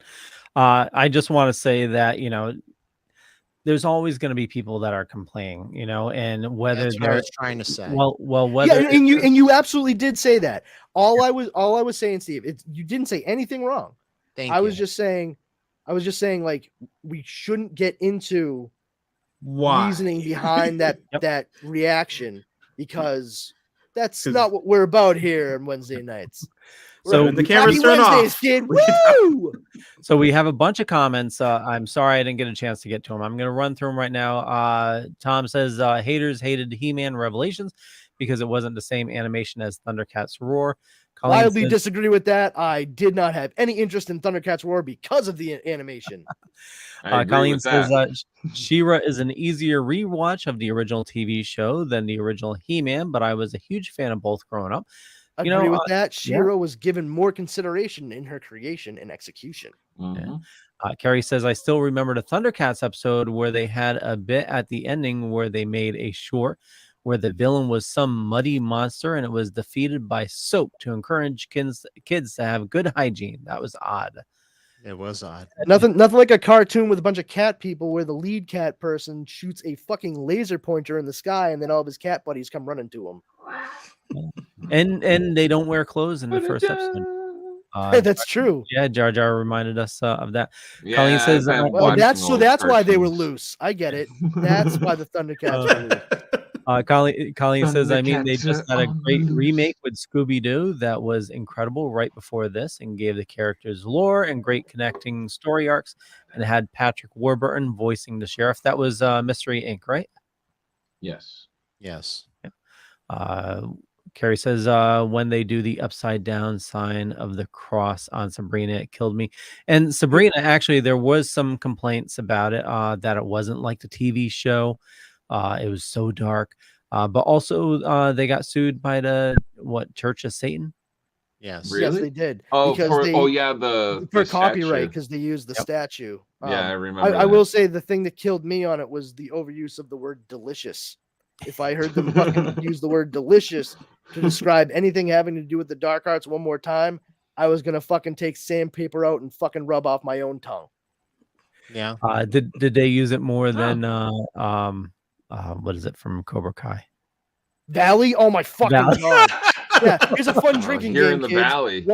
Watch the most recent season, especially of Cobra Kai, and take a shot every time someone gave says up. the word valley. That includes if they say all valley because it is hyphenated. Okay, if you hear someone say People valley, get alcohol poisoning. they'd be I- fucking in the hospital by the end of the first episode. I gave up on that show after the ride in the high school. I was Oh, just dude. like, what is I- This going past on? I season love was that show. fucking horrible, dude. I love that show. It is It is so so cheesy. bad. I Oh, haven't it's seen a wicked single cheese. episode. Oh, It it's was so cheesy. It's so god-awful. lovable. The most recent season, it was fucking terrible. Jar Jar Every time Binks' Terry single Silver was on the episode I haven't screen, seen. I'm surprised they didn't just give him a mustache so he could twirl it. It was, Jar it was Jar. like it was like they had Angelo Badalamenti's fucking like mentee, his like top student in the wings, waiting to make the shittiest soap opera-esque music you've ever heard in the background of half the scenes. It was god awful. With all Anyway. that said, Jar Jar, go watch it because it's so It's cheesy. just It's so perfect. lovable. Most of it is good. It's this past season that Wait, made are it- you telling me to go watch it? Because I said I haven't seen a single one. You too. Go watch it. Everybody who Well- hasn't seen it, go watch it. Tom Okay. says the reason why Scooby Doo isn't in Velma is because Scooby is for Makes kids, and sense. the producers were told not to include Scooby because of the adult nature. Like, And- whoa, Scoob, I don't think they want us making dick jokes. I don't want to do that either. Carrie says, I kept watching Sabrina, but they had such forced heresy at times. It was great to see the lengths they went to come up with something. Hey, Was it Justin, delicious? Colleen, was that the one with the Coco Diablo and Velma? The one that where she explained with Patrick Warburton, and Oh. then she actually says right below him, if you click on Justin, it's the Scooby-Doo Mystery Incorporated. He plays Sheriff Bronson. I need to give Mystery Incorporated a try. And that's the thing, like the old Scooby-Doos, the old He-Mans, those were such awesome times in our life. We were young, a lot of us were children, and we're looking at Some of us were alive. exactly, we're looking at the past through rose-colored glasses, Oh yeah. Yeah, That's the best part. yeah. So Absolutely. obviously, people are gonna say, "Oh, it's attacking my childhood," but you can My They- favorite, my they've favorite, gotta my stop favorite that one. round of comments. They're destroying my childhood. I Wait, know. hold on, wait. You Dude. mean to say that because they're doing a different version of the thing that you still have that from when you grew up, it's destroying your childhood? I hate to be the guy to break it to you, but newsflash, you had a pretty shitty childhood then. Yeah. Through and Wait, through. what?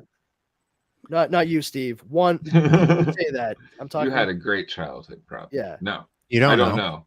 No, I I'm don't. talking I'm about sorry. people Maybe who you say had that, like the folks that say that, like, oh, they're ruining my childhood. If anyone out there is saying, oh, you're ruining my childhood by doing this show or movie, then folks, you who say that you had a shitty childhood. You needed to Or like, you're step away from you're just TV every once in a brittle. while. You're Yeah, just yeah. brittle, honestly. Brittle. Like, Fucking Maybe peanut stop butter? living in the That past. is good. crumble like It a is. fucking cookie. like It if is good. something like something new happening all of a sudden ruins your past, the idea of something happened in your past, then you're just a brittle person, and I don't know how you're still Yeah. surviving. Sorry. I just can't Oh. figure out how these we can wrap our minds around different universes on some things, and then other places we're just like, whoa, whoa, whoa. You've I loved it gone too when all far. three Spider-Mans showed up in No Way Home. That was great. Yeah, The fuck do you mean Velma's gonna be played by Mindy Kaling and they're not gonna have Scooby Doo and they don't even fucking go around and event and solve crimes? This is fucking stupid. Maybe it's just a different version. Fuck that different version. Shit. Oh, all right. I get okay, it. my bad. What's good for the goose Jeremy. isn't good for the gander. Haha, wink.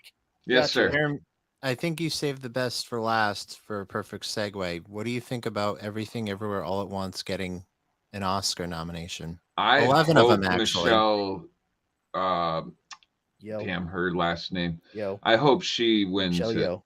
Michelle, yeah. I hope she wins it. I wasn't just saying our cohort's name. But I hope she takes it home. I hope that movie brings it home. I doubt they'll both win. I think the movie will definitely win Best Picture, but they have gone to just one single Best Actor now, right? It's not Best Female and Best Male still. No, Best Female, Best Supporting, Best. They do separate it still as Best female actor, and male. best Oh well, actress, then best maybe she supporting will actor, get it. Best supporting Well, actress. yeah. Jamie Lee Curtis. and I Stephanie haven't watched Sue. the Oscars in forever, so I don't really. I heard at one point that they were trying to make them more or less gender specific. No, yeah. Ke-Huy Quan is up for Best Supporting Actor. Just Jamie Lee Curtis and Stephanie Zhu are both up for Best Supporting Actress, and then Michelle Yeoh is up for Best Actress. Yeah. It's up for Best Editing and Best Picture and Best Cinematography, Best Director. It's So, got 11 nominations. Yeah, and I agree with Colleen. Yeah, best movie, absolutely friggin' amazing. And I just want to say for the record, if Avatar wins Best Picture, riot. Fucking riot, people. Riot. So unfair. It doesn't need a fucking Oscar. Okay, I don't think it needs $2 billion in the box office. Thank either. you. No. Thank you. It I'm doesn't. confused. That's why it's never gotten any of my money. It's never gotten any of my time. Cameron does not need another ego boost in his fucking belt. Oh, geez. I don't care. I don't care about that at all. That has no bearing on it. I just could not be less interested in anything having to do with Avatar. I've seen the first movie once all the way through. Like I've seen bits and pieces because it was like on TV for a little bit, like when it came to cable, but like I didn't sit down to like watch it because I saw everything I needed to see the one time I went in the theater. And I just in want the to. theater, I walked out when I left, I was like, okay, so I just saw the live action version of Fern Gully, Yeah. but I also just Yes. saw a retelling of A Warlord of Mars. I just want to see any movie in Best Picture win Do you except guys Avatar. know what A Warlord of Mars is? John No. Carter. John Carter. Yeah. It's exactly the story of John Carter. Yeah. Like, I Minus just the- literally minus the- actively avoided Age that of movie. Thoris. Come on, Like, guys. minus The all the moment it Civil came War out. racism that Disney conveniently erased in the movie about John Carter that they Yeah, actually that did. that was kind of crazy. Very crazy. I wanted that movie to be so great, and I And it probably about wasn't. halfway through turned it off. Their marketing for it too is just piss poor. Like literally the fucking book that like set the precedent for so many science Don't fiction give 'em the stories money, out Tom. there. And they did like it literally was like the inspiration for Superman and Star Wars, and they just nothing like Yeah. the original story, that gave way to all. I mean, the whole idea of John Carter coming from the third planet closest to the sun and going to the fourth, and he's able to like jump an eighth of a mile and he can hardly be hurt, and he has this like super strength. All of that is what Superman was based on. Yep. Krypton having a higher gravity, so when he comes to Earth, he can leap buildings in a single bound. More powerful than a locomotive. Nothing less than a bursting shell could pierce his skin. That all comes from Edgar Rice Burroughs. But at the same time, like I said, they fucked around with the marketing, and they honestly kind of fucked up right from the start, because I think they bought the property like, let's do it, and then somebody finally read the book and they were like, oh, did you We can't do understand like this. the fucking themes of this book? Well, what it is, they could do it, but they'd have to be very upfront about the type of person John Carter was before he went to Mars. Yeah. Because the whole point, that wasn't happening. the whole point, I know, but the whole point, if somebody besides Disney had made it, would have been thematically to show how he went from being this inhuman thing that treated other people like they were just objects, to going to Mars and realizing, because he sees how it's happening to the people that have helped him, what he did and how it was wrong. Like he learns his lesson because of the journey. And Disney was like, well, let's just have him be a pretty decent guy from the start of the movie. It's like, oh yeah, why develop the character and make him more interesting? Let's just keep it nice and bland. Fuck you. Colleen says Disney was going to make John Carter, but went with Snow White instead. And with Avatar, like I saw the first Avatar, and it was meh. I don't get why it made so much money. I know It was pretty, but because it was revolutionizing 3D. Exactly. Yeah. I didn't care. No. So But, when Avatar came out, it was when I was running the review site, and Samsung was sending out of phones with the movie on it.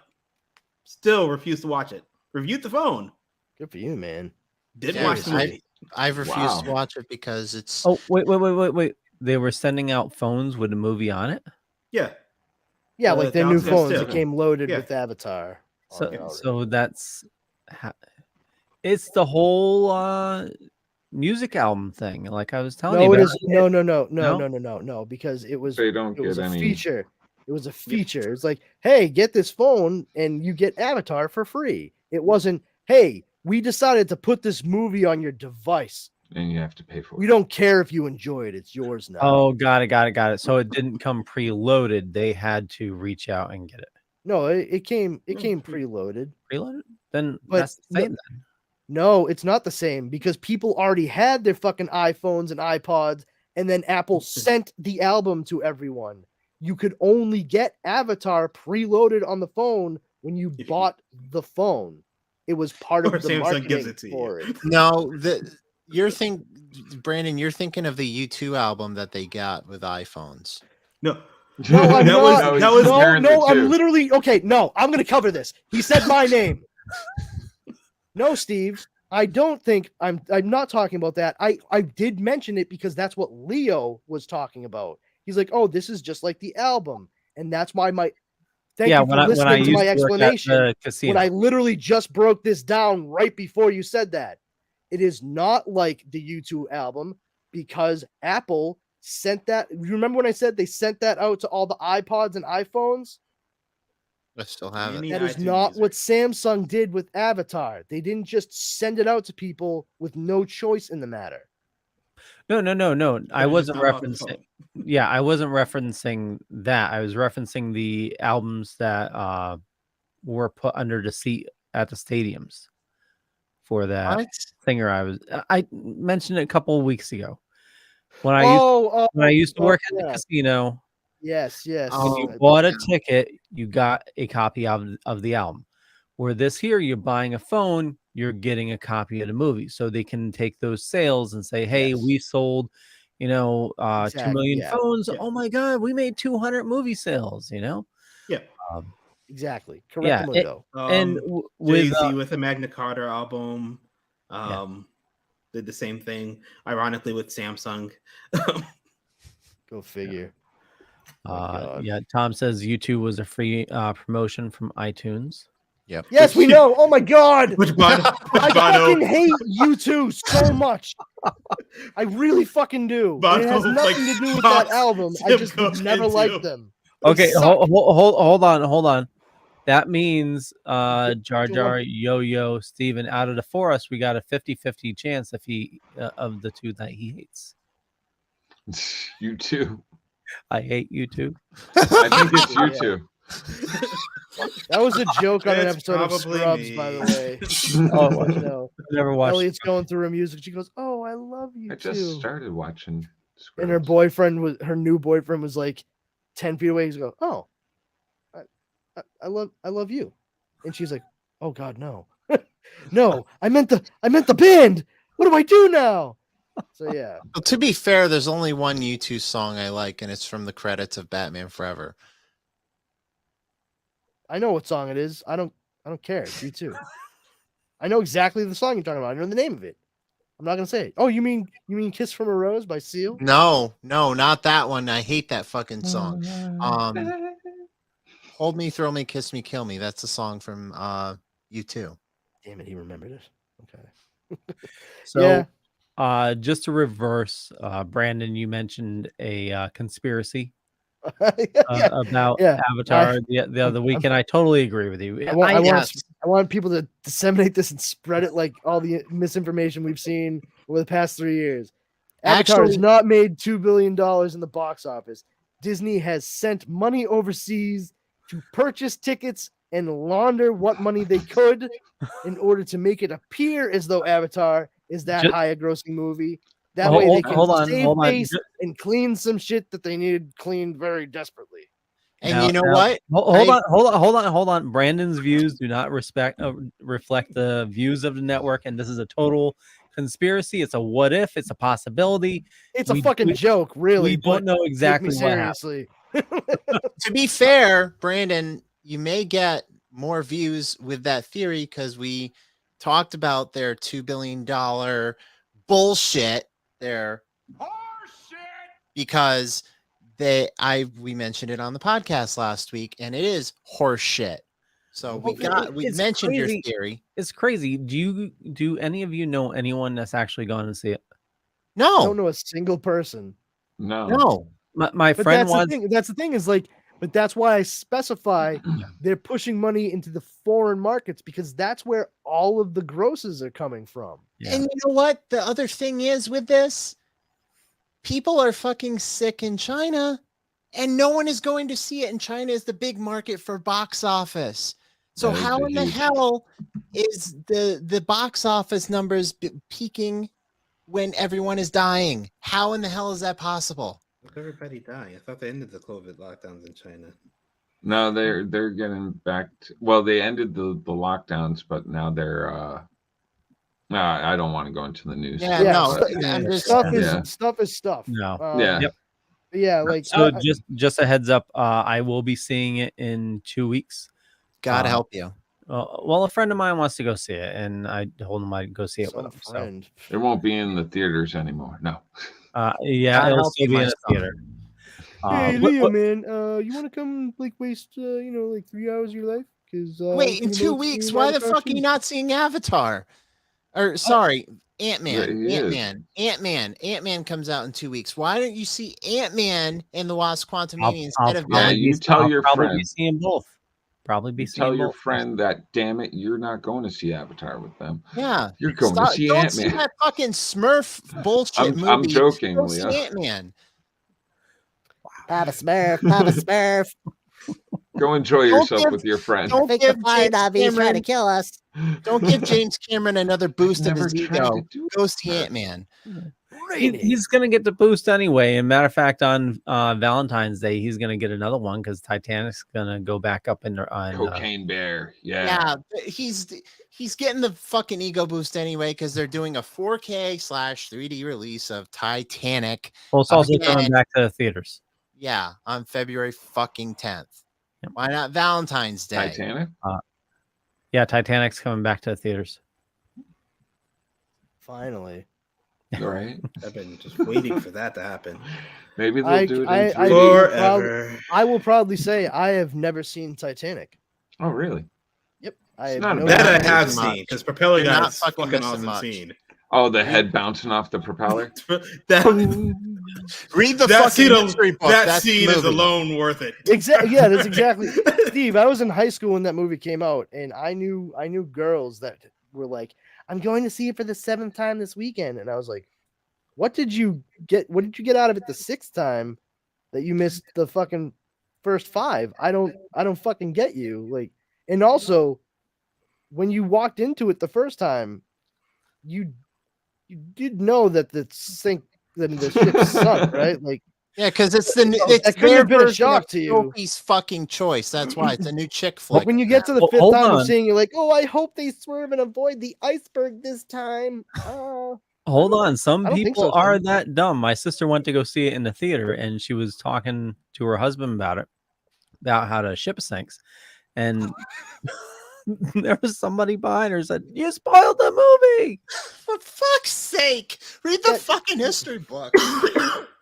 All I can think of is Read a the joke book. I heard that I will tell you. The book's later. always better. No. I mean, I remember legitimately a girl that I was friends with, Emily, saying like, "It's a beautiful." She was like, "What is it? I just really like it. It's a beautiful love story." I'm like, "It's a fucking tragedy." Yeah, She- Love she- Story she- was she- a beautiful she- movie. Like, without missing a beat, she goes, "Two people fall in love against all odds." I was like, 1,400 people died. Yeah, I Love will Story say is the a better joke that movie comes than to my that. mind later. Do you know how blitzed you have to be to hit a fucking iceberg? Plus, she's You know how far away you can see those fucking things from? Just saying. Like, so dumb. The whole situation. Oh yeah, yeah, and Rose is actually cheating on her fiance. Yeah. Oh, yeah. Fucking Yeah, super classy folks. yeah. Yeah, and she's fucking greedy with the door, and that fucking thing is Greedy with the speculated to door. hell. Mythbusters even proved it that she could have Shared the door. Actually, I Yeah, think you it has been, regardless of what Mythbuster says, it actually has been debunked. Yeah, That, Well, that so no, that debunkment has been debunked. well, like, there wouldn't was have a been able to be caveat. on the- There was a caveat with it that they had to take off their life preservers and use them for extra buoyancy. Yeah, that's 'cause probably why your friend saw it 6 fucking times. she needed room for all her squishmallow pillows. I'm gonna do it. God damn it!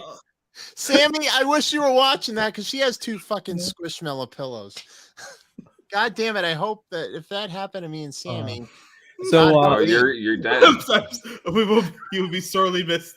yeah. Yeah. Bye, Steve. Actually, Leo Me and would my have missed me. squishmallows will always remember you, Steven. Yeah, All the times I get interrupted in this fucking show, Leo wouldn't miss me. His So aim's improving. You got to be around people more with ADHD. You'll be interrupted every 10 seconds. My wife hates me. Yeah. She's just like, please stop. I'm like, I cannot help it. So if you go back, ADHD, Yeah. me. It's tough, Steven. It really is. I feel for Brandon. It's a fucking uphill battle every day. This is medicated, all right? Like, feel bad for Brandon. I'm the one here trying to herd cats every week. So if you go back a couple weeks, the Still Token guys, they actually had a Titanic expert on. That was actually a pretty cool Oh yeah, I interview. remember that. so what can you tell us about it? Well, It it sank. sank. All right, well, At the thanks for your bottom time. of the Now for the ocean. rest of the show. He was actually part of the crew that brought up the big piece of the ship. Oh, Yeah, big piece. that's actually like on tour now. They Hold on, put it the on. ship's on tour? Well, it's actually in a museum now, but Oh, when okay. the movie came out, the actual piece went on tour, like they had it No here in kidding. Mystic for So a while. some marinas. Yeah, It was the awesome. name of Oh, the name of the tour is aquarium. Titanic, a real piece. We ship you not.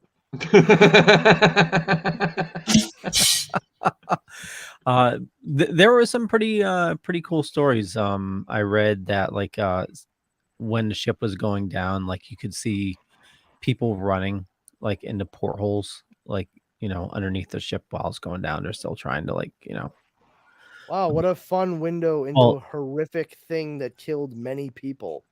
yeah. Yeah, So like, that's like watching the movie for me, watching the movie Dread in 3D, stoned out of my mind, and having no idea that they were about to fucking put that slow time moving drug into this dude and then throw him off the top of a fucking mile high building. I literally fucking like tweaked out, and that doesn't happen to me. I Oh, straight wow. up like took my glasses off, and I was like, I didn't fucking need that, like, ever. I never needed to know almost for a fact what the perspective of a person falling to their death for a mile, but having it feel like it takes 7 goddamn hours in my life. Did not need that. I was like, pause the movie. I'm like rocking back and forth. I'm like, can't sleep.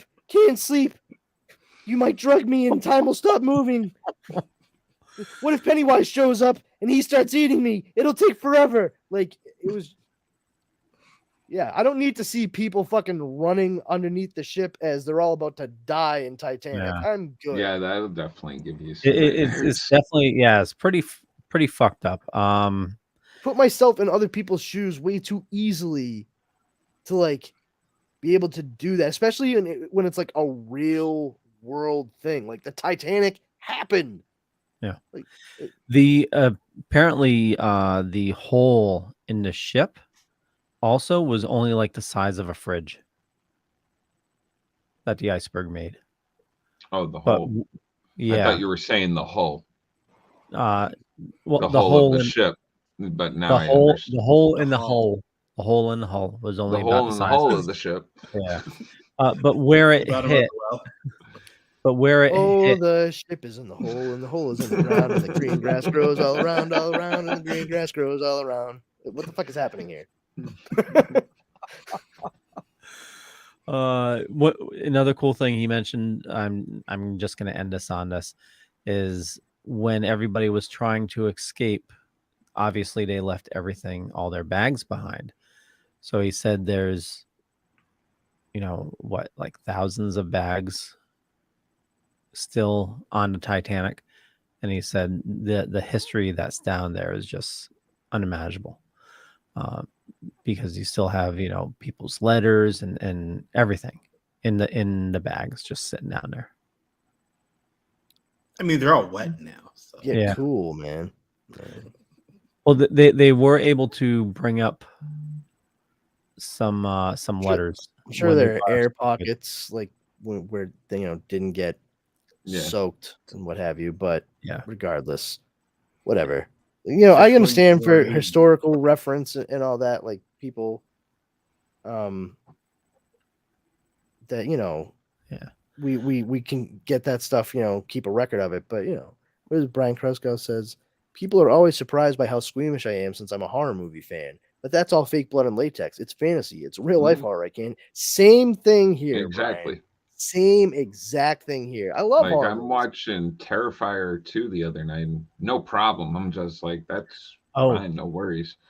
Although I will say, even in those types of movies, though, for me personally, if they start doing like eye shit, game over. I can't. Yeah, my I'm stepson was talking about watching surgical videos. I'm just like, Nah, no, thank you. I grew up real. watching that stuff. I'm good.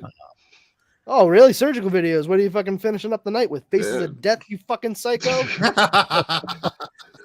By the way, surgical. There's only one TV in the house, and that's what my parents used to watch. So I grew up watching that. Why are we judging me? Jesus Sorry, Christ. Well, it could be worse. Could be Doctor. It sounds like you didn't have a choice, Yo-Yo. No, but you get to enjoy it after a while. All right. What about Dr. Pimple Popper? Oh, no, never. No, thank you. Okay, Never. come on. I'd much rather watch open heart surgery than I'll watch somebody cut up before pimple popping. Christ and his fucking 12 roommates. Oh my god, dude. Oh, shit. Megan is available. Where's she Great at? movie, by the way. Yeah, I heard she's pretty easy. Oh wait, we're talking about a movie. Carrie says, "Fuck that." And brain surgery is the most horrifying because the subject needs to be awake while they're poking around. Yeah, that is pretty fucked up. Oh, Jesus Christ! This is because stuff that I don't need to know. Yeah, welcome to the Wednesday night show. Not all brain surgery requires that. Oh, I will.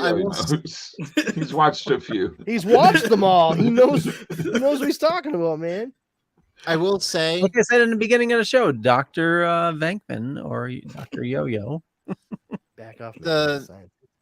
I know Leo put M3gan up on whatever. Freegan. It's a good movie. I saw it in the theater. You want to see my movie with a robot? It's called Mithrigan. It's a really good movie. Started off as a reboot of Small Wonder, but shit goes down. I drink a lot. If anyone sees it, I recommend people check it out. So it looks fucked up. I'm not gonna lie, it looks fucked up. I will see it when it's not in theaters, probably. I think the next thing I'm going to see in theaters is Yo-Yo. That's why I said it's available. Yeah.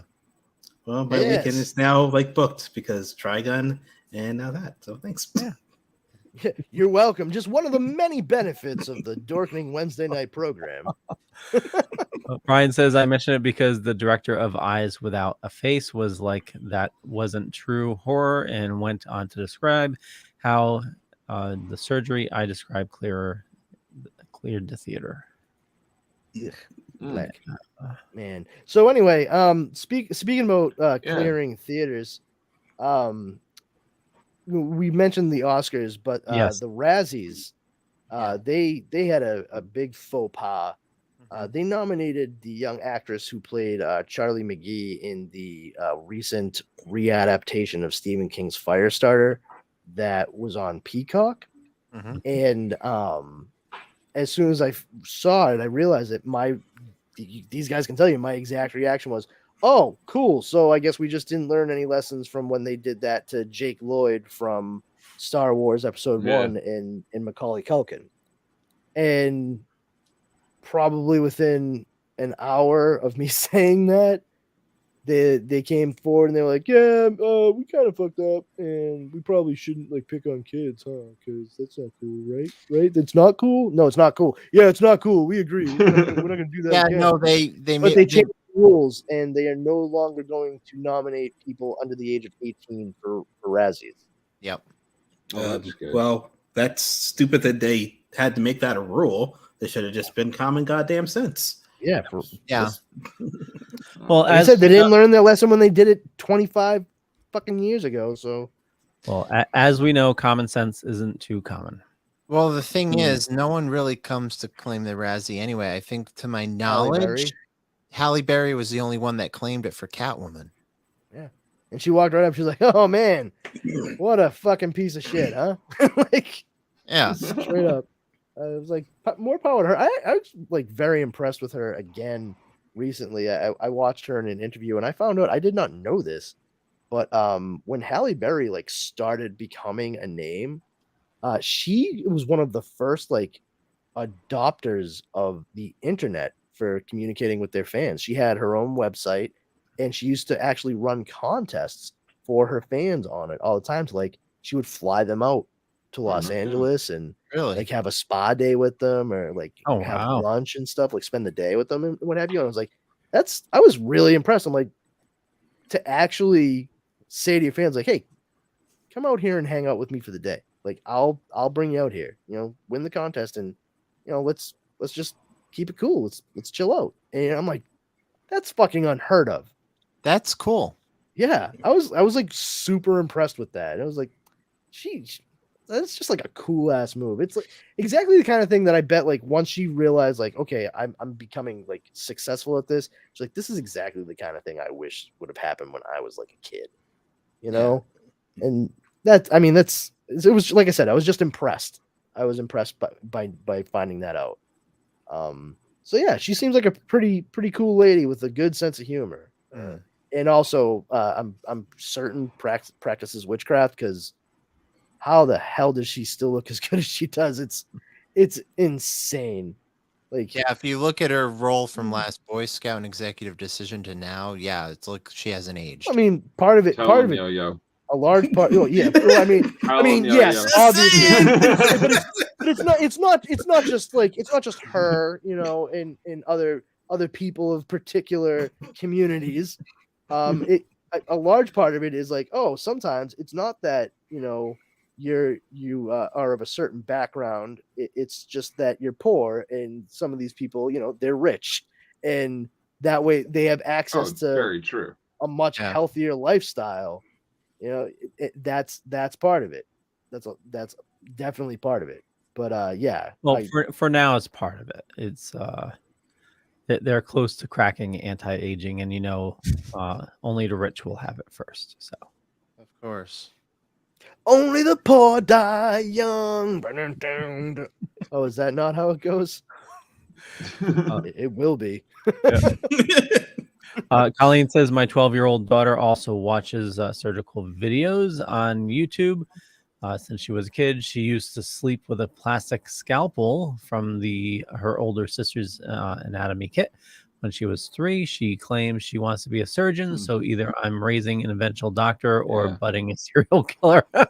we thought we were raising a doctor. It turns out they're going to be a hairdresser. So hairdresser and a serial killer it is. Hey, barbers used to be considered doctors. Yeah. Yeah, that's true. Well, yeah, a barber was a doctor. That's why they have that spinning pole. That was an indication that they were a barber and could cut your hair, perform whatever medicinal tasks you needed, and also would pull teeth. Well, so the spinning pole is actually reference to when they were doing surgery, they were hanging blood-soaked towels outside. Huh. The more you know. Yeah, I didn't even know that. Yeah, they would do bloodletting and leech. Oh, yeah, right there, calling it bloodletting. Yeah.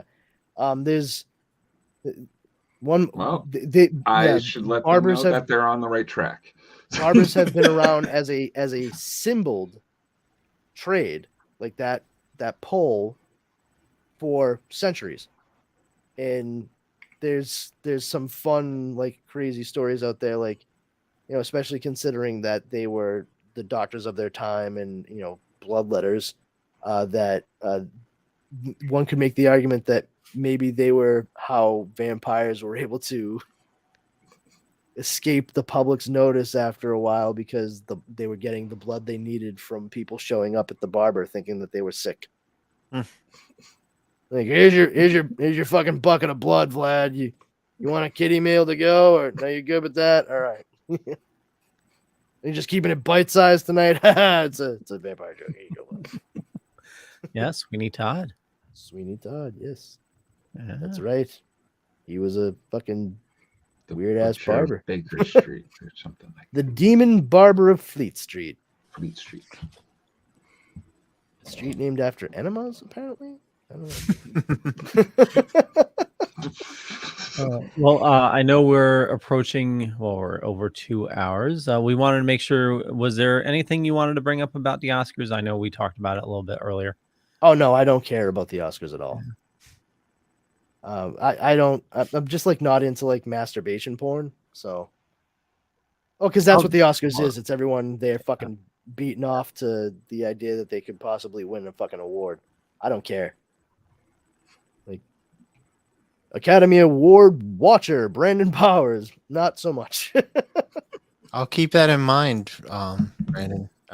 When I do my award Oscar prediction live show next month.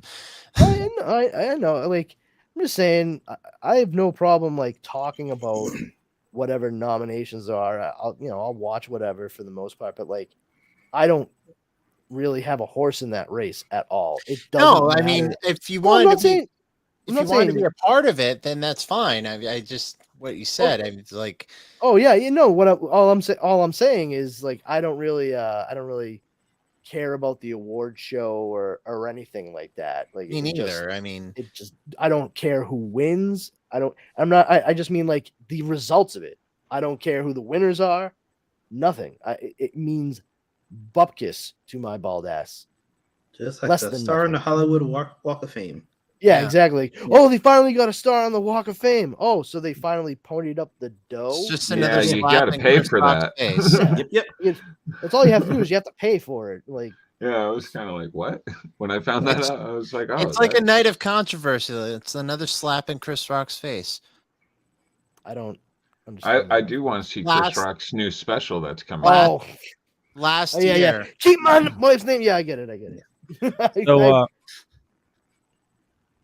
the bad thing with the Oscars, well, not the bad thing, but what did the Will Smith say to the Chris Rock?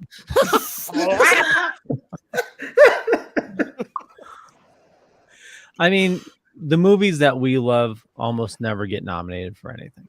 Chris It Rock's all- jokes make me wish I had 2 more hands so I could slap him 4 times. like the Batman, it's only nominated for sound and makeup. Okay. Was it that good? No. It's friggin' phenomenal. It's I mean, it was a good movie. Don't get me it's wrong. a good movie, but let's be real. Come on, man. That was not like. Did you fucking- tear up at all, or did it move you at any moment where you were like, No.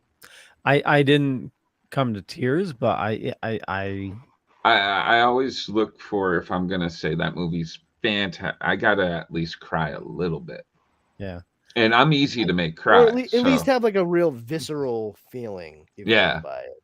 Yeah. see, now I can see with something like that for The Whale. Now, Brendan Fraser is nominated for like Best Actor for The Whale. Another What person. about Brendan Fraser? Fraser? Yeah, sorry. Fraser. Brendan Fraser is nominated for Best Actor for The Whale, and someone else is nominated for Best Supporting Actress for The Whale too.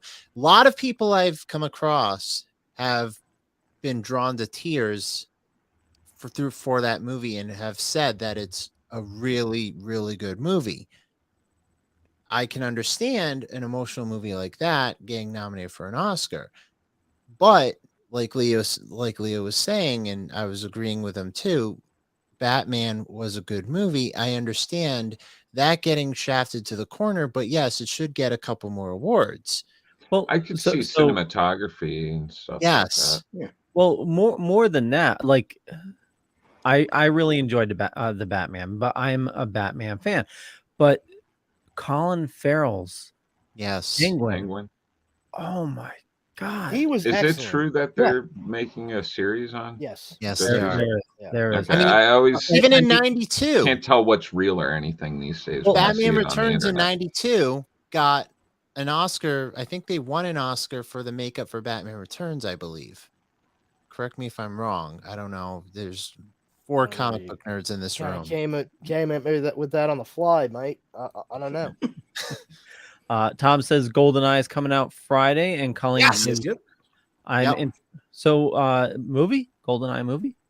No, No, game. the video game back on. It's Well, coming to 007. Switch and Xbox. I'll be on Game Pass. So So if you're on Game Pass, Tom, Is it a remaster? What is it? yeah. Real quick, Batman Returns was nominated for Best Makeup, but did not win.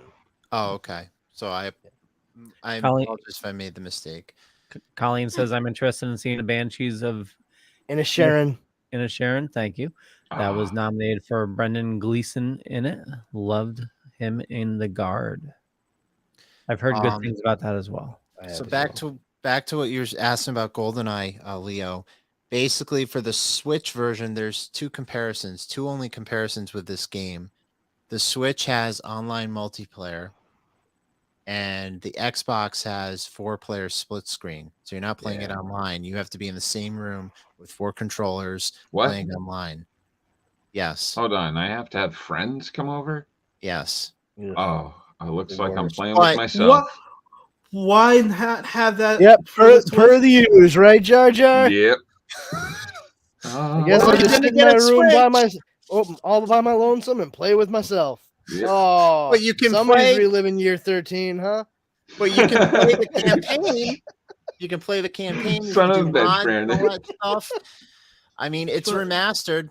I That mean, that seems like the opposite way it should be, though. Like you would think that like it being released on like the Nintendo system, you should be able to play it how you used to play it, like on the Nintendo system, versus getting that experience on the Xbox. No. Yeah. I think they switched the wording in that press release. That's the only thing Yeah. that makes sense. Yep. I know. Well, the I know. Switch didn't want you to buy more machines. So Well, wonder if I you have to can get the download it expansion early. pass too, because it has the N64 and Sega thing attached to it. So it's an N64 game, and you have to cough up like $80 extra for their N64 expansion pass, which comes with like Mario, the original Mario Parties, Pilot Wing 64, Super Mario 64, and obviously GoldenEye, which comes out on Friday. So Tom says I'll be getting GoldenEye for Xbox for free because I have Rare Replay, and I have to say I've never played GoldenEye. what the fuck is wrong with you? Get out! Get out! Wow. Get out right now! The I have anger. to say, like, first But you have- Fantastic Four and now no GoldenEye? What's going on, Leo? The anger. You know, I've played Fuck outta here. GoldenEye. I've played GoldenEye, so like, yeah, Leo, get the fuck out of here, man. I don't feel as vehemently about it. The tribe has spoken. Look, even Colleen said she's played GoldenEye. I'm sorry. Let me say it. Even Colleen has played it. Oh, Sounds so terrible saying it like that. Um, I've never No, been afraid of I Steve. mean- Gary says, I've never been afraid of Steve before. I mean, I don't know what that's like. I'm still not afraid of him now. It's just, yeah. I mean, I was playing. So it's what, N64? Yeah. Yes. yeah. Okay. I mean, I was playing Mario 64 pretty much. That's pretty much all I played on my. Smash Brothers. I didn't even care for the. It is one of my Zeldas. favorite Mario games, I have to say. Yeah. Kicking the shit out of people as Samus and Smash Brothers most of the time on N64. That was my jam. So one last thing I'll leave you guys with Bob Odenkirk. Okay, He- that's one last A little thing. bit Thanks more. for. All right, you Bob Odenkirk, everybody. Oh, good, This good seems Bob awfully Odenkirk. familiar. To Didn't we you. do Oh, this good already Bob on the show? Odenkirk to you too, sir. Good Odenkirk to you. Good Odenkirk. He has a new show starting March 19th on AMC called Lucky Hank. Okay. Looks Sold. cool. Yeah. Bob Odenkirk is friggin' amazing. He finally won an award for Saul at the Critics' Choice Awards. Yeah. You guys ever watch Mr. Show with Bob and David? Yes. No. Have you ever seen the movie they did? No. You have any? Did you know about the movie they did? No. No. All right. So if you watch the show, do you remember the character of Ronnie Dobbs? David Cross. He was like a hick that always got arrested on their cops like show called Fuzz. I haven't Yeah. watched a ton of the show. I Okay, need that's to. fair. That's okay. I have a fuzz right Well, here. they made a movie with New Line Artsy Cinema called Run Ronnie Run, and it has everybody I've from seen Mr. Run, Show with Ronnie, Bob and Run. David. It's fucking hilarious, Yeah. dude. And they did not release it in theaters. They changed their plans and put it direct to DVD like a year later, past the point where they were going to release it in theaters. The reason being, Joe Dirt came out and was a fucking box office failure, and they felt like it was going to be too congruous for audiences to see this movie right around the same time. And I had read about it. I actually was one of the people that wrote a letter to New Line Cinema saying, please release this in theaters. And then as soon as it came out on DVD, I rented it, and I had You never been started prouder. the fad. I had never of- been prouder of fucking taking a chance on a movie that I had heard about, had not even seen a trailer for, and having it be one of the funniest fucking movies I've ever seen in my life. Like, I've had to buy that movie 5 different times because 4 times I've lent it to other people and I never get it back. Every single person loves that goddamn movie. I mean, it's ridiculous. And Bob Odenkirk and David Cross are just the funniest fucking dudes on the planet during the entirety of this flick.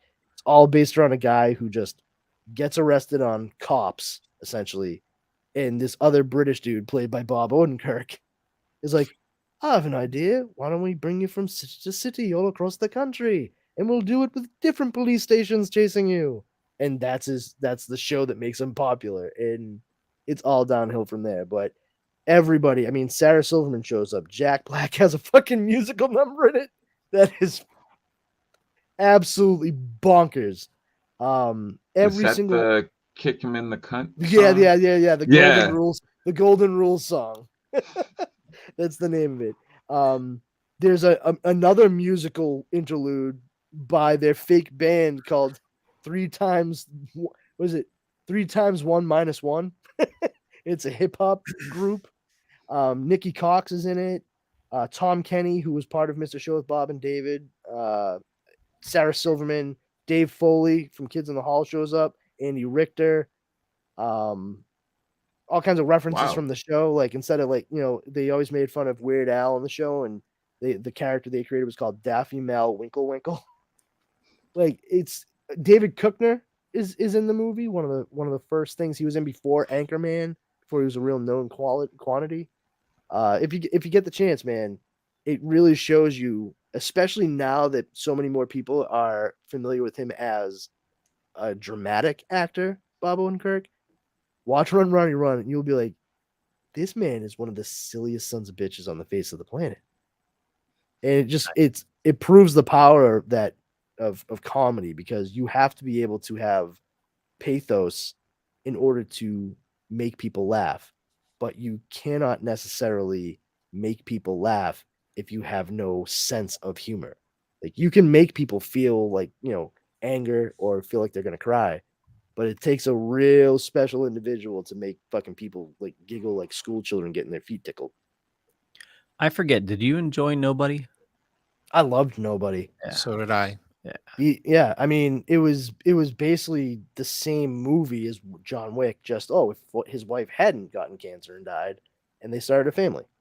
Yeah. Well, yeah, and it's he's not a mobster, as part of like a government official. Yeah. I did use the word basically in that. Oh yeah. I know. Jar Jar, you look puzzled. Have you seen Nobody? No, I have not. You need to man. watch it. Pretty sure it's on Netflix. It's really I good, will. dude. Like, Is it? yeah. Pretty sure it's on Oh, Netflix. I'm sure HBO it's as well. It's on HBO? I think it's on HBO. And Sure. I give them points for I'm ending loving it the way they Yellowstone did, right now. because John Wick, I love the movie John Wick, and I know that I'm gonna be the outlier here more than likely. I fucking hate the sequels to John Wick. Absolutely hate them. I find them wholly unnecessary. I do not care. I want to, but I don't. I feel like the movie John Wick was so well executed. Yep. And how it ends with him walking off with a new dog after everything that went down. A dog that he saves from this pound or lab or whatever it was. And that's him like walking off. He fucking set out what he wanted to do. And he's now got a new dog, and he's walking off into the night, and that's that. And then they're like, and now we're making part 2. I was like, no, don't fucking Rocky this shit. Come on, man. Like, I love the Rocky movies, but like, let's be real. If they had just left it at Rocky, absolutely would be one of the best examples of American cinema of all time. And it was cheapened because they kept making more of them.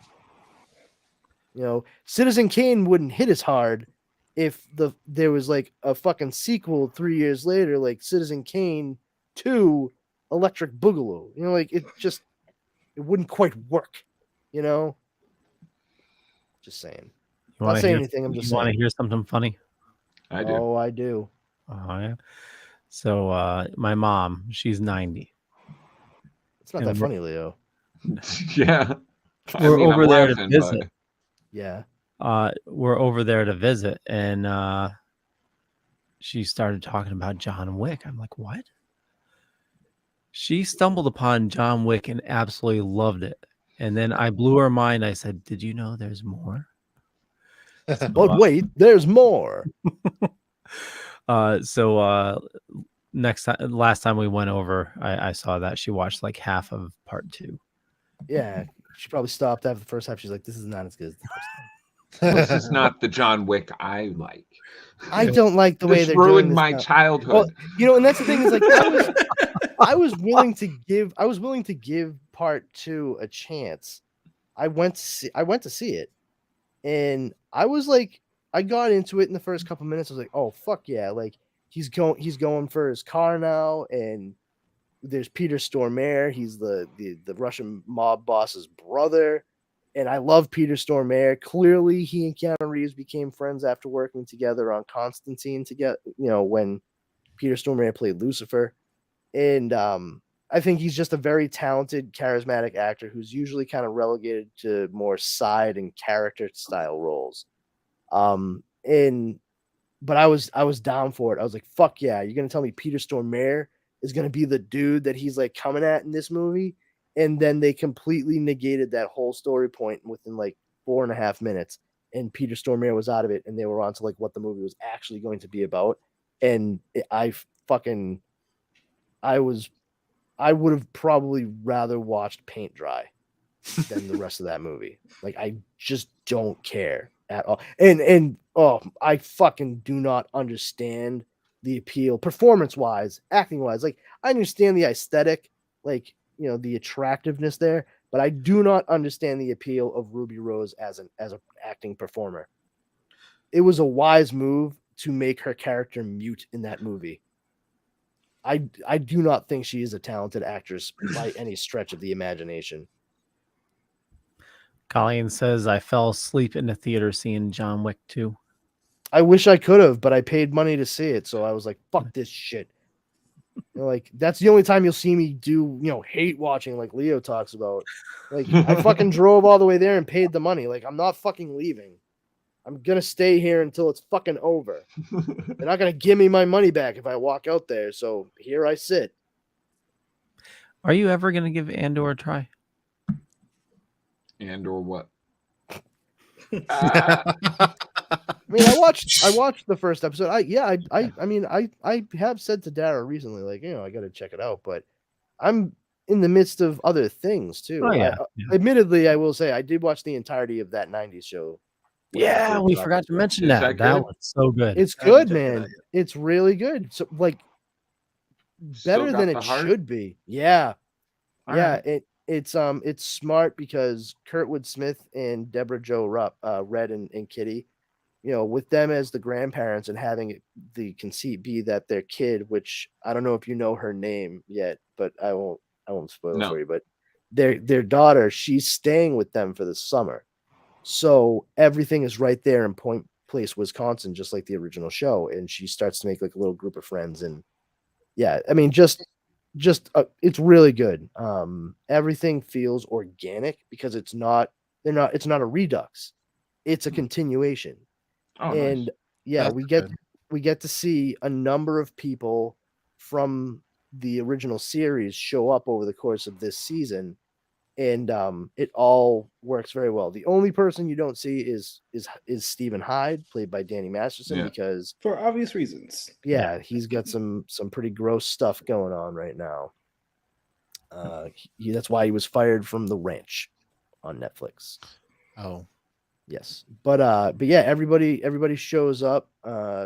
Michael Kelso and Jackie and Bob Pinciotti and Leo, played by Tommy Chong. Even Jim Rash shows up as Fez's nemesis Fenton. So yeah, it's like I said, it's better than it has any fucking right to be. I Yeah. will give it a shot then. Tell you Yeah. something that I will say it does suffer from what a lot of shows, especially sitcoms, suffer from. So don't let this put you off. It has pilotitis. Okay. The pilot, the first episode, it's not. well, they shove it's a not lot the into strongest. there. I They- usually Brandon, give most about is- 4 episodes what is before I pilotitis? stop. Pilotitis. yeah. Oh, it's when the pilot is actually, even though it starts off the series, it is not the strongest episode Okay. in the batch that starts it off. That's usually how it goes with most shows, but especially sitcoms, because you're gonna find everybody's chemistry and pacing and rhythm, and you find that sweet spot. That's when you really start to hit your Oh. groove. It's called growing the beard. Okay. If I you just say learned so, it. Leo. I just learned Yeah. a new term today, so I appreciate that, Brandon. So when I see a new show, You I gotta can grow try the and beard. no, well that, but I can learn to analyze with if I it's always if give it suffers every from pilotitis or not. So if Yeah. I'm gonna try a show, I at least give it 4 episodes before I say, all right, I'm hate watching. Yeah, Pilot I has a usually lot I to, usually like it has a lot of heavy lifting because you gotta like establish things and give you a reason to like why things are going on. So you spend so much time doing that, it doesn't. you don't get a chance to breathe. Yeah. see, The characters don't. So I'm- speaking of hate watching, so Colleen says I haven't seen Andor yet. Either everyone says it's good, but I don't understand the draw, though. Like, what story is going to tell that needs to be told?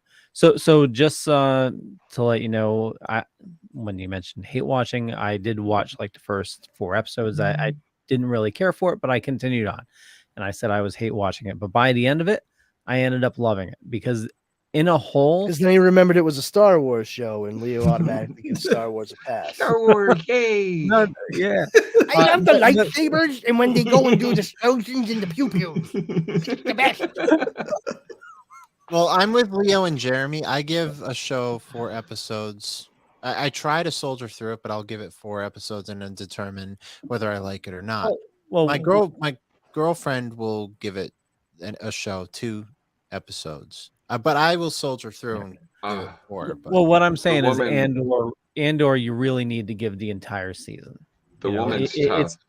It's as a whole, the entire story that it tells, is totally different than any Star Wars story you've ever seen, and it gives you Come on and watch the new Disney Plus series that details all the backstory of a guy you already know is gonna die in Rogue One.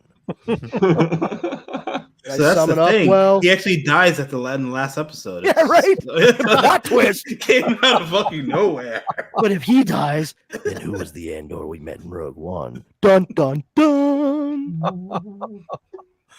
The mystery is the foot. I yeah. think it's a foot. No, it's definitely the foot, I think. But it shows odd things like people that work What's that for the creature over there? people that work for the Empire and then become unemployed. The rich going on vacation. It's, Oh my god, it's almost like God. I could fucking watch the news and see that. exactly. Yeah. But it's in a Star Wars universe. Yeah. Like Colleen just said, exactly. Yeah. to the point I made, I'm sure. But you know, that's also the same. You know, you guys, real it's been fucking it's been life. well documented how much I mega loathe the movie Rogue One. I fucking cannot wrap my head around it. Like, I don't know why we quote needed an entire fucking movie in between Revenge of the Sith and A New Hope that is literally explained in one sentence. Many Bothans died to get us these plans. I don't need a movie. I know what happened. I know what, you know what happened? Bothans went to get those fucking plans. They managed to get them to the rebels. Wait, hold on. And then they were mercilessly and brutally murdered. But got it. But we need to know. We need to know the backstory of Manny. No, we don't. No, we don't. But money. We need to know the backstory of Manny. You do realize that was Return of the Jedi that was set in, right? Not A New Hope. What? The many Bothans died. That was set in Return of the Jedi, not A New Hope. No, it wasn't. Right. Yeah, it was. No, it wasn't. No, it wasn't. It was A New Hope. Go. Uh-oh, First of all, I do not appreciate that raised eyebrow one bit. All right, I'm gonna fucking type it into Google right now. This cocky motherfucker right here. All right, There's many about to be some Bothans nerd rage. died to bring us this information. Yep, that was in A New Hope. I'm very sure. Oh, dun, dun, dun. What's happening in my fucking search? Whatever. I Even can't. Colleen says it's A New Hope. It's fucking spinning. Colleen's right. Regardless, I can't prove it right. But if you're right, you're right. Fine. However, regardless if it's me that's right or you that's right, Rogue One is a fucking needless movie. That is the most soulless cash grab I've seen them do altogether. Is Rogue? Oh my Rogue God. One. Or he's right. Yeah, he is. Fuck. What's that? What's that, Jeremy? You said you're right. You're right.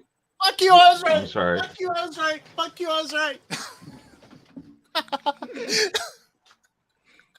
Wow.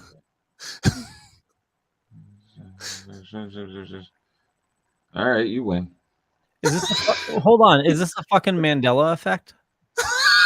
I feel like it is. You know, I don't think it is. Honestly, it's just the simple fact that, Rogue One, we know they were going for the plans for the Death Star, and then they died. And knowing the original trilogy and just remembering the line "Many Bothans died," associating the two. That's all it is. There's no need to go with a fucking alternate reality where that's not how it went. That's just called misremembering. That's what happened here. Jesus. No, I know. I'm just fucking with you guys. I'm talking to Leo. We're not doing this Berenstain. I'm still mad about bullshit. Obi-Wan. No, I was just having fun. Even I'm in just Rogue having One, fun with you guys. I'm sorry. I just wanted even in Rogue fucking One, like it's just like the Mads Mikkelsen character, like straight up with that fucking whole like 7-minute long hologram message. Like I literally, I don't have a lot of time, but I wanted to say this to my daughter. It's like, oh, you mean the daughter you haven't seen since she was fucking 8 years old that you have no idea if she's alive or dead?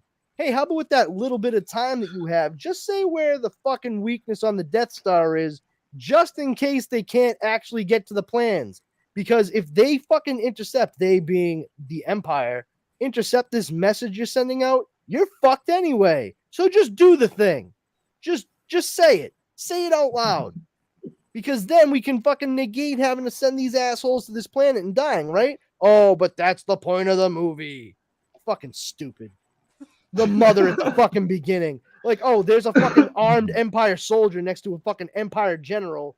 Let me fucking run out with my pea shooter and see if I can kill him before they take my husband. Oh, it's no. It's a Disney movie, though. The mom has to die. That's no reason. That's no excuse. That's no excuse. Bambi set the precedent. Excuse and reasons are two different things, though. Just saying. The reason is it's a Disney movie. There's no excuse for it happening. It's a reason why. It's a reason and/or excuse. All right. Where are we at? I saw what you did there. My mind is blown. So it's Oh, Because about I the was line? right. He's still Googling. It's like, this is No, bullshit. I'm waiting for Steven to piss himself. Everybody Okay. gets one. Tell him, Peter.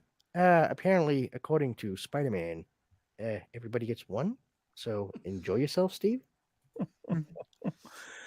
Okay. We'll wrap things up. I was gonna mention something with DC, but we can save that for next week. Hey, actually, did Tom Taylor drop? Yeah, he's doing a new Titans series and Oh, DC. okay. That's all. Yeah, no bigs really. All right. Yeah, they got the fucking dude. What is his name? Michael Kudlis or whatever the fuck his name is from Walking Dead. And what is it? Cudlets. Kudlis. He was in Walking Dead. I recognize him as Bobby Beamer from Grosse Point Blank when he was showing up on Walking Dead for the first time. He got cast as Lex Luthor in. Oh, there you go, Abraham. Yeah.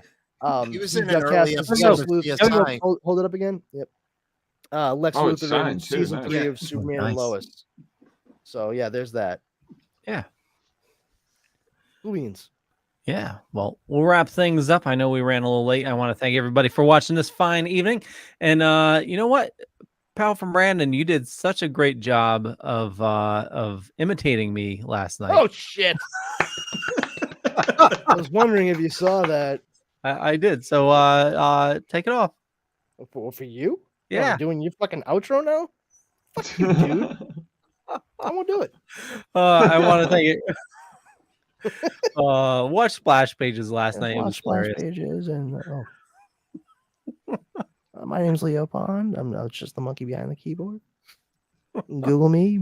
Some of it's true, some of it's not. But while you're there, you can also check out the Dorkening podcastnetwork.com. We have over 40 shows, lots of awesome people doing lots of awesome things. And that's all you really need to hear from me. Let's go and see what these other guys are up to. Steve, why don't you tell everybody what you're doing? Thank you, Brandon. Yeah, you're welcome. Thank you, Brandon, and thank you, Leo. Leo Brandon. You can follow the award-winning Super Rich or Throwback Reviews on all major. Wait. I prefer Lando. It's a Leo Baradon. The award-winning Super Retro Throwback Reviews on all major podcasts and distributors in the Dorkening Podcast Network. We have 2 other shows, CSI The Vegas Files, where me and my girlfriend Sammy review every episode of CSI, and a 3rd show, which we're not going to reveal yet. You have to hear our new episode of Super Retro Throwback Reviews, which comes out on Monday, to hear all the skinny on that. And yeah, the link is in the show notes where you can find Super Retro Throwback Reviews and buy some merch and hear our shit. And I'm here every Wednesday, providing my job doesn't hold me hostage. Who's next? Yo. Yo St. Laurent on Instagram. That's all I got. And Be Real. Yo St. Laurent on Be Real too. If anybody's actually using that, I don't know. Jar Jar.